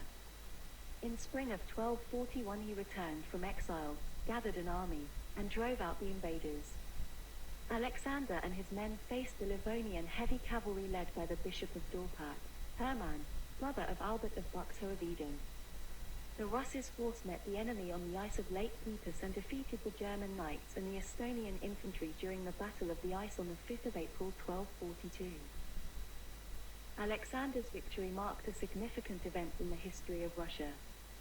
Foot soldiers of Novgorod had surrounded and defeated an army of knights, mounted on horseback and clad in thick armor. After the Livonian invasion, Nevsky continued to strengthen Russia's northwest. He sent his envoys to Norway and, as a result, they signed the first peace treaty between Russia and Norway in 1251. Alexander led his army to Finland and successfully routed the Swedes, who had made another attempt to block the Baltic Sea from the Russians in 1256. Nevsky proved to be a cautious and far-sighted politician. He dismissed the Roman Curia's attempts to cause war between Russia and the Golden Horde, because he understood the uselessness of such war with the Tatars at a time when they were still a powerful force. Historians seem to be unsure about Alexander's behavior when it came to his relations with Mongols. He may have thought that Catholicism presented a more tangible threat to Russian national identity than paying a tribute to the Khan, who had little interest in Slav religion and culture. It is also argued that he intentionally kept the North Slav principalities and city-states as vassals to the Mongols in order to preserve his own status and counted on the befriended horde in case someone challenged his authority. He forced the citizens of Novgorod to pay tribute. Alexander tried to strengthen his authority at the expense of the boyars and at the same time suppress any anti-Mongol uprisings in the country, for example the Novgorod uprising of 1259. The Orthodox Church also emphasizes tolerating present civil authority of any kind more than heterodox or other different churches, see Romans 13, which in this case would include accepting Mongol vassalage as divine judgment. According to one interpretation, Alexander's intentions were to protect scattered principalities of what would become Muscovy from repeated invasions by the Mongol army. He is known to have gone to the horde himself and achieved success in exempting Russians from fighting beside the Tatar army in its wars with other peoples. Some historians see Alexander's choice of subordination to the Golden Horde and refusal of cooperation with Western countries and Church as an important reaffirmation of East Slavs' Orthodox orientation begun under Duke Vladimir I of Kiev and his mother Olga. Upon the conquest of the Principality of Vladimir by the Mongols in 1238, its reigning prince, RURIK Vsevolodovich, was killed in the Battle of the Sit River. His younger brother, Yaroslav II Vsevolodovich, requested from, and received from, the Mongol Khan installation as the new prince. As prince, he assigned the Duchy of Novgorod to his son Alexander. However, while traveling in 1245 to the Mongol capital Karakorum in Central Asia, Yaroslav II died. When in 1248 Alexander and his older brother Andrei II Yaroslavich also traveled to Karakorum to attend upon the Great Khan, Andrei returned with the award of the Grand Principality of Vladimir and Alexander the nominal lordship of Kiev. Once Monkey became the new Great Khan in 1251, all the Russian princes were obliged to travel to Sarai on the Volga, the capital of the Golden Horde, to be affirmed in their duchies, but Andrei refused to go. Thanks to his friendship with Sartak Khan, the subsequent invasion by the Mongol Golden Horde saw Andrei II exiled to Sweden and Alexander installed as the Grand Prince of Vladimir or the Supreme Russian ruler in 1252. Alexander faithfully supported Mongol rule within his domains. In 1259 he led an army to the city of Novgorod and forced it to pay tribute it had previously refused to the Golden Horde. Returning in 1263 from one of his frequent visits to the Horde, Alexander Nevsky died in the town of Gorodets on the Volga on his way back from Sarai. Prior to his death, he took monastic vows and was given the religious name of Alexis. From the Second Scovian Chronicle, returning from the Golden Horde, the great Prince Alexander reached the city of Nizhny Novgorod and remained there for several days in good health, but when he reached the city of Gorodets he fell ill. Great Prince Alexander, who was always firm in his faith in God, gave up this worldly kingdom. And then he gave up his soul to God and died in peace on the 12th of November, on the day when the Holy Apostle Philip is remembered. At this burial Metropolitan Archbishop Cyril said, "My children, you should know that the son of the Suzdalian land has set. There will never be another prince like him in the Suzdalian land." And the priests and deacons and monks, the poor and the wealthy, and all the people said, "It is our end." Though he died in Gorodets on the 14th of November 1263, aged 42, Alexander was laid to rest in the city of Vladimir, in the great abbey at the Church of the Nativity of the Holy Mother of God. According to the Novgorod First Chronicle, Alexander married first a daughter of Vyacheslav Vasilkovich, Prince of Polotsk and Vitebsk, in 1239. Her name is not given in the chronicle. Genealogies name her as Paraskevia or Alexandra, possibly birth and marital names respectively. They had 5 children. Vasily Alexandrovich, Prince of Novgorod, who was betrothed to Princess Christina of Norway in 1251. The marriage contract was broken. Christina went on to marry Felipe of Castile, a son of Ferdinand III of Castile and Elizabeth of Hohenstaufen. Eudoxia Alexandrova, who married Konstantin Rostislavich, Prince of Smolensk, Dmitry of Peraslavl, Andrei of Gorodets. He married a second wife named Vasilisa or Vasa shortly before his death. They had one son, Daniel of Moscow. When Alexander foresaw his impending death, he took most strict Orthodox Christian monastic vows, called Great Schema. According to Orthodox tradition, to give a person a new name after becoming a monk, he took the name Alexei. He was buried in Nativity Monastery in Vladimir. Alexander was canonized as a saint of the Russian Orthodox Church by Metropolitan Macarius in 1547. In 1724, Peter the Great ordered the transfer of his relics to a monastery especially built for this, Alexander Nevsky Lavra in St. Petersburg. Commonly regarded as a key figure of medieval Rus, Alexander, the grandson of Vsevolod III of Bugness, rose to legendary status on account of his military victories over German and Swedish invaders while agreeing to pay tribute to the powerful Golden Horde. Nevsky was buried in the Church of the Nativity of the Virgin Monastery in Vladimir. Veneration began almost immediately at his burial, when he reportedly extended his hand for the prayer of absolution. The remains of the prince were uncovered in response to a vision, before the Battle of Kulikovo in the year 1380, and found to be incorrupt. The relics were then placed in a shrine in the church. He was glorified or canonized by the Russian Orthodox Church in 1547. A new wooden reliquary was made in Moscow in 1695 and the relics placed in it in 1697. By order of Peter the Great, the relics were then removed from Vladimir on the 11th of August 1723 and transported to Schlüsselburg, arriving there on the 20th of September. There they were kept until 1724, when they were brought to St. Petersburg and installed in the Annunciation Church of the Alexander Nevsky Lavra on the 30th of August. In 1753, a large silver shrine for the relics, made with 90 pounds of silver, was donated by Empress Elizabeth of Russia. With the completion of the Holy Trinity Cathedral of the Alexander Nevsky Lavra in 1790, the shrine and relics were transferred there at its consecration on the 30th of August, one of the saint's feast days. In May 1922, during the general confiscation of Russian Orthodox Church property, the shrine was opened. The elaborate silver shrine was transferred to the Hermitage Museum, where it remains. The relics were put into storage at the Museum of the History of Religion and Atheism, before being returned to the Holy Trinity Cathedral in 1989. His principal feast day is the 23rd of November. A second feast day was instituted on the 30th of August in commemoration of the placing of his relics in the Annunciation Church. He is also commemorated in common with other saints of Rostov and Yaroslav on the 23rd of May. Some of Alexander's policies on the western border were continued by his grandson-in-law, Dormantas of the Skud, who was also beatified in the 16th century. In the late 13th century, a chronicle was compiled called The Life of Alexander Nevsky, in which he is depicted as an ideal prince soldier and defender of Russia. On the 21st of May 1725, the Empress Catherine I introduced the Imperial Order of Saint Alexander Nevsky as one of the highest decorations in the land. During the Great Patriotic War, on the 29th of July 1942, the Soviet authorities introduced an order of Alexander Nevsky to revive the memory of Alexander's struggle with the Germans. There was also an earlier Bulgarian order dedicated to Saint Alexander, which was founded on the 25th of December 1881, which ceased to exist when the People's Republic was declared on the 16th of September 1946.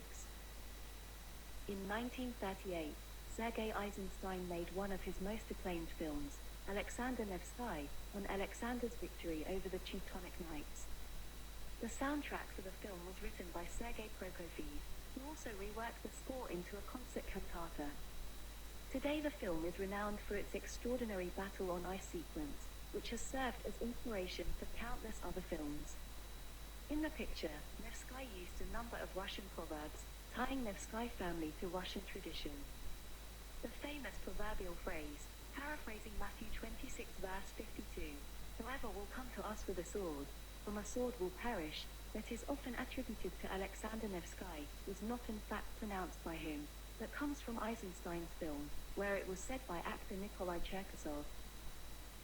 There is a long tradition of Russian naval vessels bearing Nevsky's name, such as the 19th century propeller frigate Alexander Nevsky and K-550 Alexander Nevsky, a nuclear-powered ballistic missile submarine currently in service with the Russian Navy. Alexander Nevsky's fame has spread beyond the borders of Russia, and numerous cathedrals and churches are dedicated to him, including the Patriarchal Cathedral in Sofia, Bulgaria, the Cathedral Church in Tallinn, Estonia, the Cathedral Church in Lodz, Poland. On the 24th of September 2008, Alexander Nevsky was declared the main hero of Russia's history by popular vote, as reported by the Kommersant newspaper. In December 2008, he was voted the greatest Russian in the Name of Russia television poll. During the 2021 Moscow Victory Day parade, a small historical segment of the parade featured Russian soldiers dressed in historical M1945 Red Army uniforms carrying out the Soviet combat banners which received the Order of Alexander Nevsky during the war. This segment coincided with the 800th anniversary since the birth of Alexander Nevsky in 1221 AD.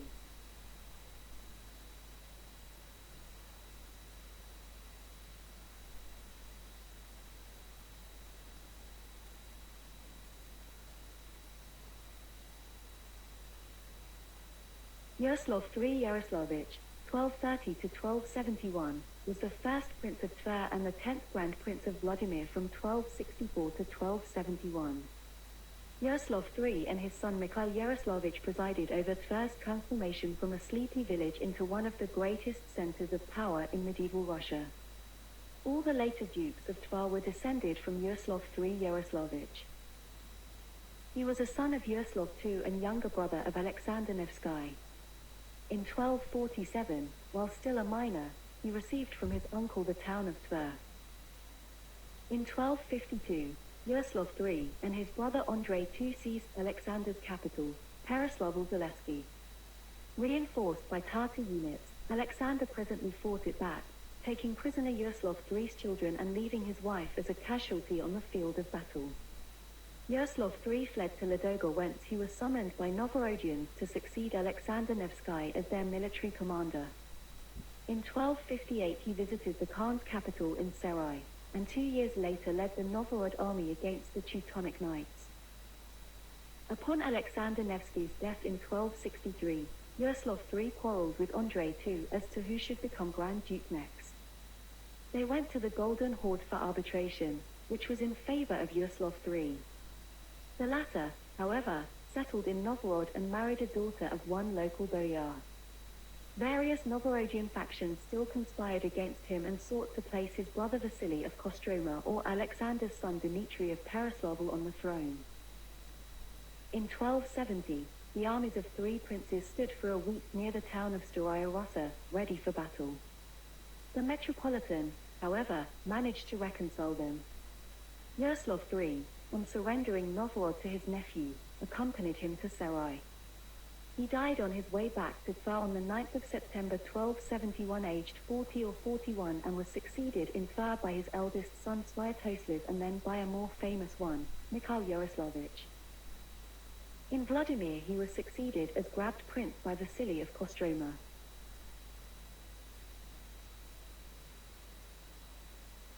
Vasily Yaroslavich, 1241 to 1276, was a Grand Duke of Vladimir. The youngest son of Yaroslav II, he was given Kostroma by his uncle Sviatoslav III in 1246. As the eldest surviving grandson of Vsevolod III, he succeeded to Vladimir in 1272 and to Novgorod the following year. He was one of the first princes who didn't bother to leave their own town Kostroma and settle in Vladimir. His descendants continued to rule Kostroma for half a century after his death in January 1276. Dmitry Alexandrovich, 1250 to 1294, was Grand Prince of Vladimir Suzdal from 1276 until 1281 and then from 1283 until 1293. Dmitry was the second son of Alexander Nevsky. When his elder brother Vasily died young, Dmitry remained the chief heir to his illustrious father. As early as 1259, he was left by Alexander in charge of Novgorod. Upon Alexander's death in 1264, however, the Novgorodians expelled Dmitry to his native Peraslavl-Zaleski, citing his youth as a pretext. 3 years later, when Dmitry had turned 18, he was welcomed back to Novgorod and, together with his future son-in-law, Filmantas of Pskov, led a local militia against Livonian knights in the Battle of Rakvir. During the following decade, he struggled for control of Novgorod against his uncles, Yaroslav III and Vasily of Kostroma. In 1276, when his elders died, he finally ascended the coveted thrones of Vladimir and Novgorod. 2 years later, he founded a great fortress of Kotoroi, which he intended to rule himself. The Novgorodians revolted, forcing Dmitry to leave Kotoroi and Novgorod altogether. While Dmitry was preoccupied with pacifying Novgorod, Andrei of Gorodets, Dmitry's younger brother, went to the Golden Horde and received from the Khan permission to replace Dmitry as the Grand Prince. In 1281, Andrei returned to Russia, joined his forces with princes of Rostov and Yaroslav and, after much devastation to Dmitry's lands, seized his capital Peraslavl. Dmitry fled to Kotoroi but, failing to win support of Novgorodians, had to retreat further northward, probably to Scandinavia. 2 years later, Dmitry returned to Russia, only to find his lands ravaged by the Mongols and his brother Andrei. Thereupon he went to the Black Sea and met Nogai Khan, who was the greatest enemy of the Golden Horde at that time. Wishing to increase his authority in Russia, Nogai vowed to support Dmitry in his struggle for the Grand Ducal throne. On hearing about this, Andrei too renounced his claims to Vladimir and Novgorod and returned to Gorodets. In 1285 Andrei too again brought in the Mongol hordes to Russia, but these were expelled by Dmitry and his allies. Finally, in 1293 Andrei too managed to unite the Mongols and Russian princes in opposition to Dmitry. Reluctant to renew fratricidal hostilities, Dmitry took monastic vows in 1293 and died the next year. He was buried in the Saviour Cathedral of Peraslavl-Zaleski. Andrei III Alexandrovich, 1255 to 1304, a Russian prince, was the youngest son of Alexander Nevsky, received from his father the town of Gorodets on the Volga. In 1276 he added Kostroma to his possessions and joined the struggle for the Grand Duchy of Vladimir Suzdal. In 1281 Andrei III, joining the Mongol army, expelled his elder brother Dmitry of Peraslavl from Vladimir. After some feasting with Mongols in Vladimir, Andrei III went to Novgorod, where the populace made him heartily welcome. Meanwhile, his brother allied himself with the powerful Nogai Khan, who reinstated Dmitry as Grand Duke of Vladimir in 1283. During the following decade, Andrei thrice brought the Mongols to Russia in order to wrest Vladimir from his brother Dmitry. In the campaign of 1293 they pillaged 14 Russian towns, finally forcing Dmitry to abdicate. Even when elevated to the Grand Ducal throne of Vladimir, Andrei III continued to live in Gorodets. During the last decade of his reign he struggled with a league formed by Daniel of Moscow, Mikhail of Tsars, and Ivan of Peraslavl. In 1301 he drove the Swedes from Landskrona near present-day St. Petersburg. Andrei III died on the 27th of July 1304, aged around 49. Mikhail Yaroslavich, 1271 to 1318, also known as Michael of Tsars, was a prince of Tsars from 1285 who ruled as Grand Prince of Vladimir from 1304 until 1314 and again from 1315 to 1318. He was canonized and counted among the saints of the Russian Orthodox Church.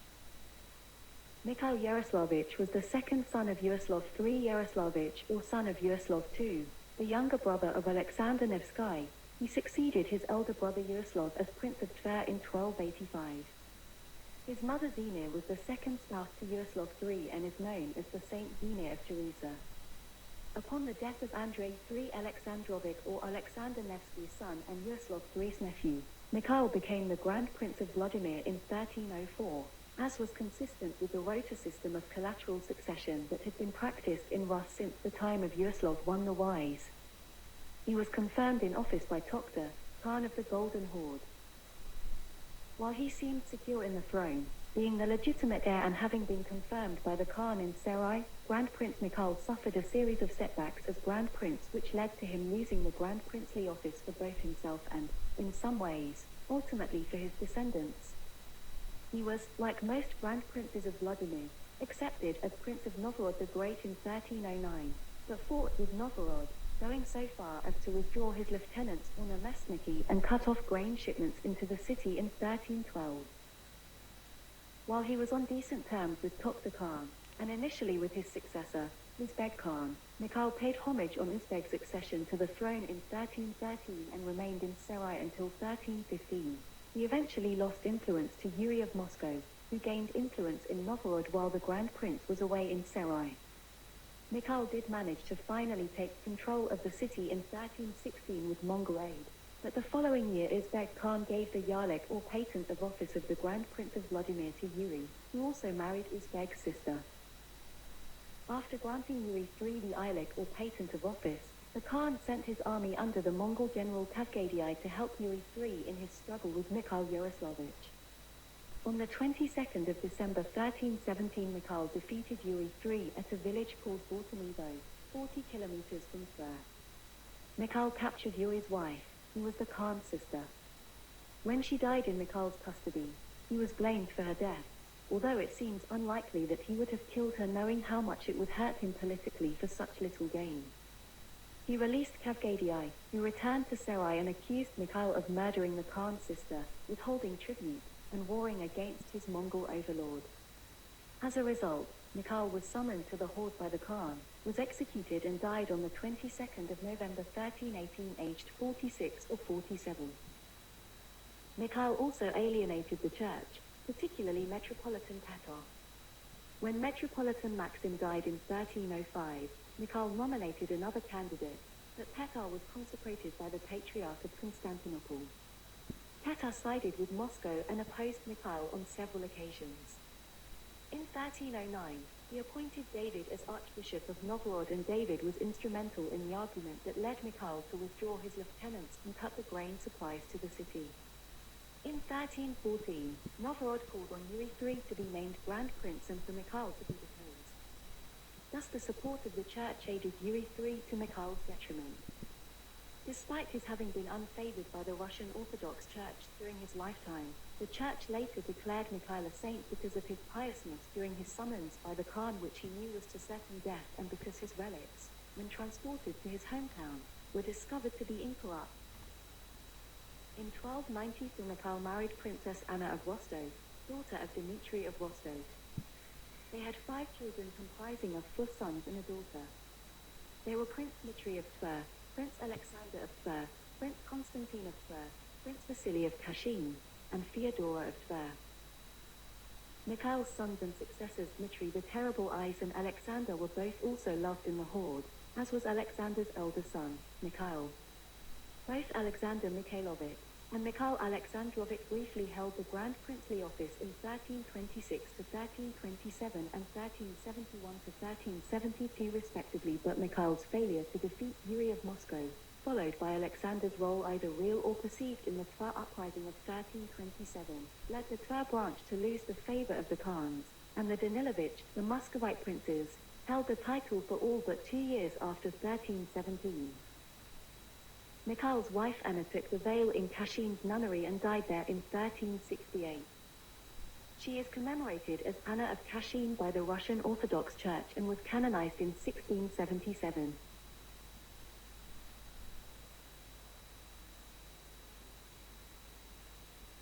Yuri III Danilovich, also known as Georgy Danilovich, 1281 to 1325, was Prince of Moscow from 1303 to 1325, and Grand Prince of Vladimir from 1318 to 1325. Yuri III was the oldest son of Daniel, the first Prince of Moscow. His first official action was to defend Peraslavl-Zaleski against Grand Duke Andrew III. Upon Andrew's death the next year, Yuri III had to contend the title of Grand Duke of Vladimir with Mikhail of Tver. While the Tverian army besieged Peraslavl and Moscow itself, Mikhail went to the Golden Horde, where the Khan elevated him to the supreme position among Russian princes. In the meantime, Yuri III of Moscow arranged the murder of Prince Constantine of Ryazan. This unlucky ruler had been captured by Yuri's father, Daniel, back in 1302 and had been incarcerated in Moscow since then.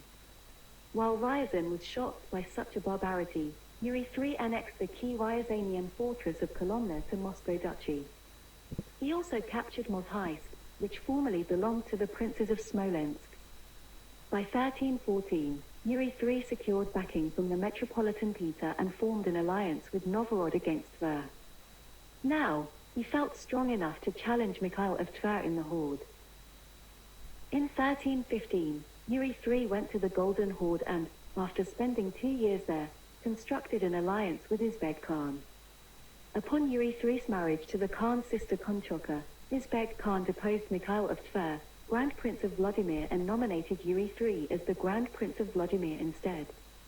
Back in Russia with a large force of Mongols, Yuri III approached Tver. However, Yuri III's army was defeated and his brother Boris and his wife were taken prisoners. Thereupon he fled to Novgorod and sued for peace.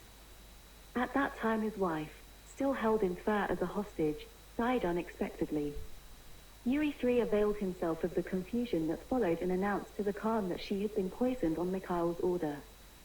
The Khan summoned both princes to Sarai and, after a trial, had Mikhail of Tver executed. Yuri III returned to Russia, hated by other princes and populace alike, in 1319. He was now entrusted with the task of gathering all Russian tribute to the Horde. But Mikhail's son and successor, Dmitry the Terrible Eyes, still opposed him.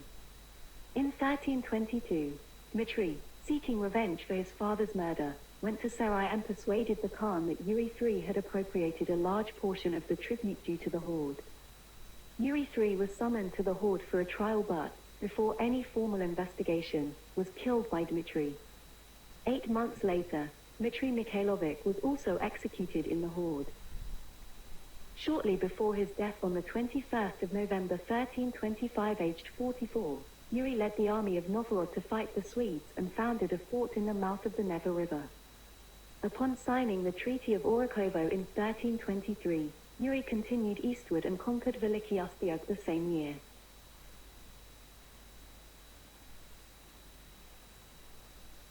Dmitry Mikhailovich of Tver, 1299 to September 15, 1326, nicknamed the Terrible Eyes, was a Grand Prince of Tver from 1318 to 1326 and Grand Prince of Vladimir from 1322 to 1326. He was the son of Mikhail of Tver and Anna of Kashin. Dmitry continued his father's fight with Grand Prince Yuri III Danilovich of Moscow for the Yarlik, that is the diploma or patent of office for the title of Grand Prince of Vladimir, which is granted by the Khan of the Golden Horde.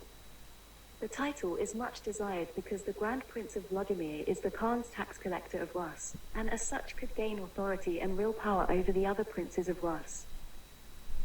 Following Yuri's machinations, which led the Khan to grant the Yarik or title to Moscow and their father's execution by the Horde in 1318, Dmitry and his brother Alexander II fought a series of battles against Yuri III. They prevailed against him at the Horde, culminating in Dmitry the Terrible Eyes' acquisition of the Yarik of office of the Grand Princely throne in 1322 and his murder of Yuri III at the Horde in Sarai 3 years later. But Dmitry was himself arrested for the murder and executed in Sarai on the orders of Uzbek Khan in 1326. His remains was taken back to Tver and interred in the cathedral there.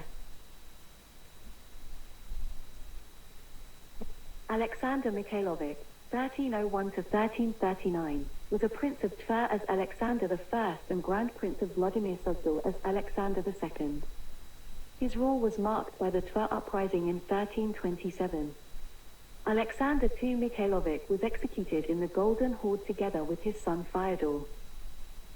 He was a second son of Prince Mikhail of Tver by his wife, Anna of Kashin. As a young man, his appanages included Kholm and Mikulin. In 1322, he continued the Tver prince's opposition to the rise of Moscow when he rather spectacularly waylaid Grand Prince Yuri III of Moscow, who had schemed against Mikhail, Alexander's father, to gain the Yarlik or patent of office from the Khan of the Golden Horde, the Mongol kingdom which ruled Russia and much of Central Asia in the 13th and 14th centuries as Yuri III journeyed with the tribute from Novgorod to Moscow. 4 years later, Alexander II succeeded his childless brother Dmitry the Terrible Eyes, who had been executed on behest of Uzbek Khan in the Horde after Dmitry avenged his father's death by murdering Yuri III. In 1327, a Tatar official, the Baskak Shevkul, the cousin of Uzbek, arrived in Tver from the Horde, with a large retinue. They took up residence at Alexander II's palace and, according to chronicle reports, started terrorizing the city, randomly robbing and killing. Rumors spread that Shevkul wanted to kill the prince, occupy the throne for himself and introduce Islam to the city. When, on the 15th of August 1327, the Tatars tried to take a horse from a deacon named Jedko, he cried for help and a mob of furious people rushed on the Tatars and killed them all. Shevkul and his remaining guards were burnt alive in one of the houses where they had attempted to hide. The massacre led inevitably to Tatar reprisals. Indeed, the whole incident may have been a provocation by the Tatars to destroy Alexander II and the Tver princes. Ivan I Kalita of Moscow, brother of Yuri III of Moscow, who had been murdered by Dmitry the Terrible Eyes in 1322, immediately went to the Horde and, before Alexander had time to justify himself to Uzbek Khan, persuaded the Khan to grant Moscow the Yarlik or patent of office for the throne of Vladimir. The Khan also sent Ivan I at the head of an army of 50,000 soldiers to punish Tver. Alexander II fled with his family to Novgorod, but he was not accepted there for fear of the Tatars, so he went on to Pskov. Pskov not only allowed Alexander II to enter their city, but made him their prince. Desiring to save the Russian land from further devastation, had Ivan I Kalita left Alexander II in Pskov, the Tatars would have certainly sent another punitive expedition which would have destroyed that city. Alexander II agreed to abandon the city, but the residents of Pskov would not let him go. Metropolitan Theognost or Theognostus arrived in Novgorod, and he and Archbishop Moisey of Novgorod excommunicated the city at the behest of Ivan I Kalita.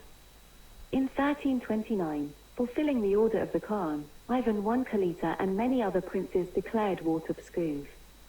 Alexander II fled into Lithuania and then to Sweden, after which the Metropolitan lifted the ban of excommunication against Pskov. Alexander II returned to Pskov a year and a half later under the patronage of Gediminas, Grand Duke of Lithuania.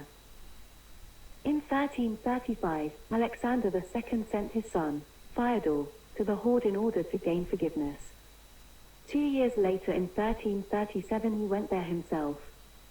Uzbek Khan, at least for a time, forgave his old enemy and sent him back to Tver. This led to renewed hostilities with Moscow, which Tver could not sustain. On October 29, 1339, Alexander II at the age of 38 and Fyodor his son were quartered, chopped into 4 pieces in Sarai, the capital city of the Horde, by the orders of Uzbek Khan. Alexander II was married around 1320 to Anastasia of Halik and had 8 children. They were his 6 sons, Fyodor of Tver, Lev, Mikhail II of Tver, Vsevolod of Kholm, Andrei, and Vladimir, and 2 daughters, Maria, who was married to Simeon of Russia, and Yuliana, who was married to Algirdas.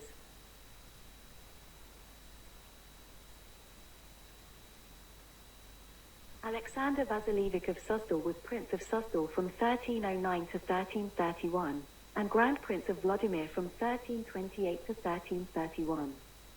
He was the eldest son of Prince Vasily of Suzdal and Andrei II's grandson. He supported Prince Mikhail Yaroslavich of Tver in his struggle with Prince Yuri III Danilovich of Moscow. Then he became an ally of Ivan I Danilovich Kalita. He participated in the last organized punitive campaign against Tver, where an anti-Tatar uprising broke out in 1327. As a result, It was Alexander II Vasilievich, apparently as a weak prince, that Khan Uzbek issued a label to Vladimir and the Volga region, probably Nizhny Novgorod and Gorodets, and left the second half of the Great Reign to Ivan I Danilovich Kalita of Moscow, Kostroma, and Veliky Novgorod.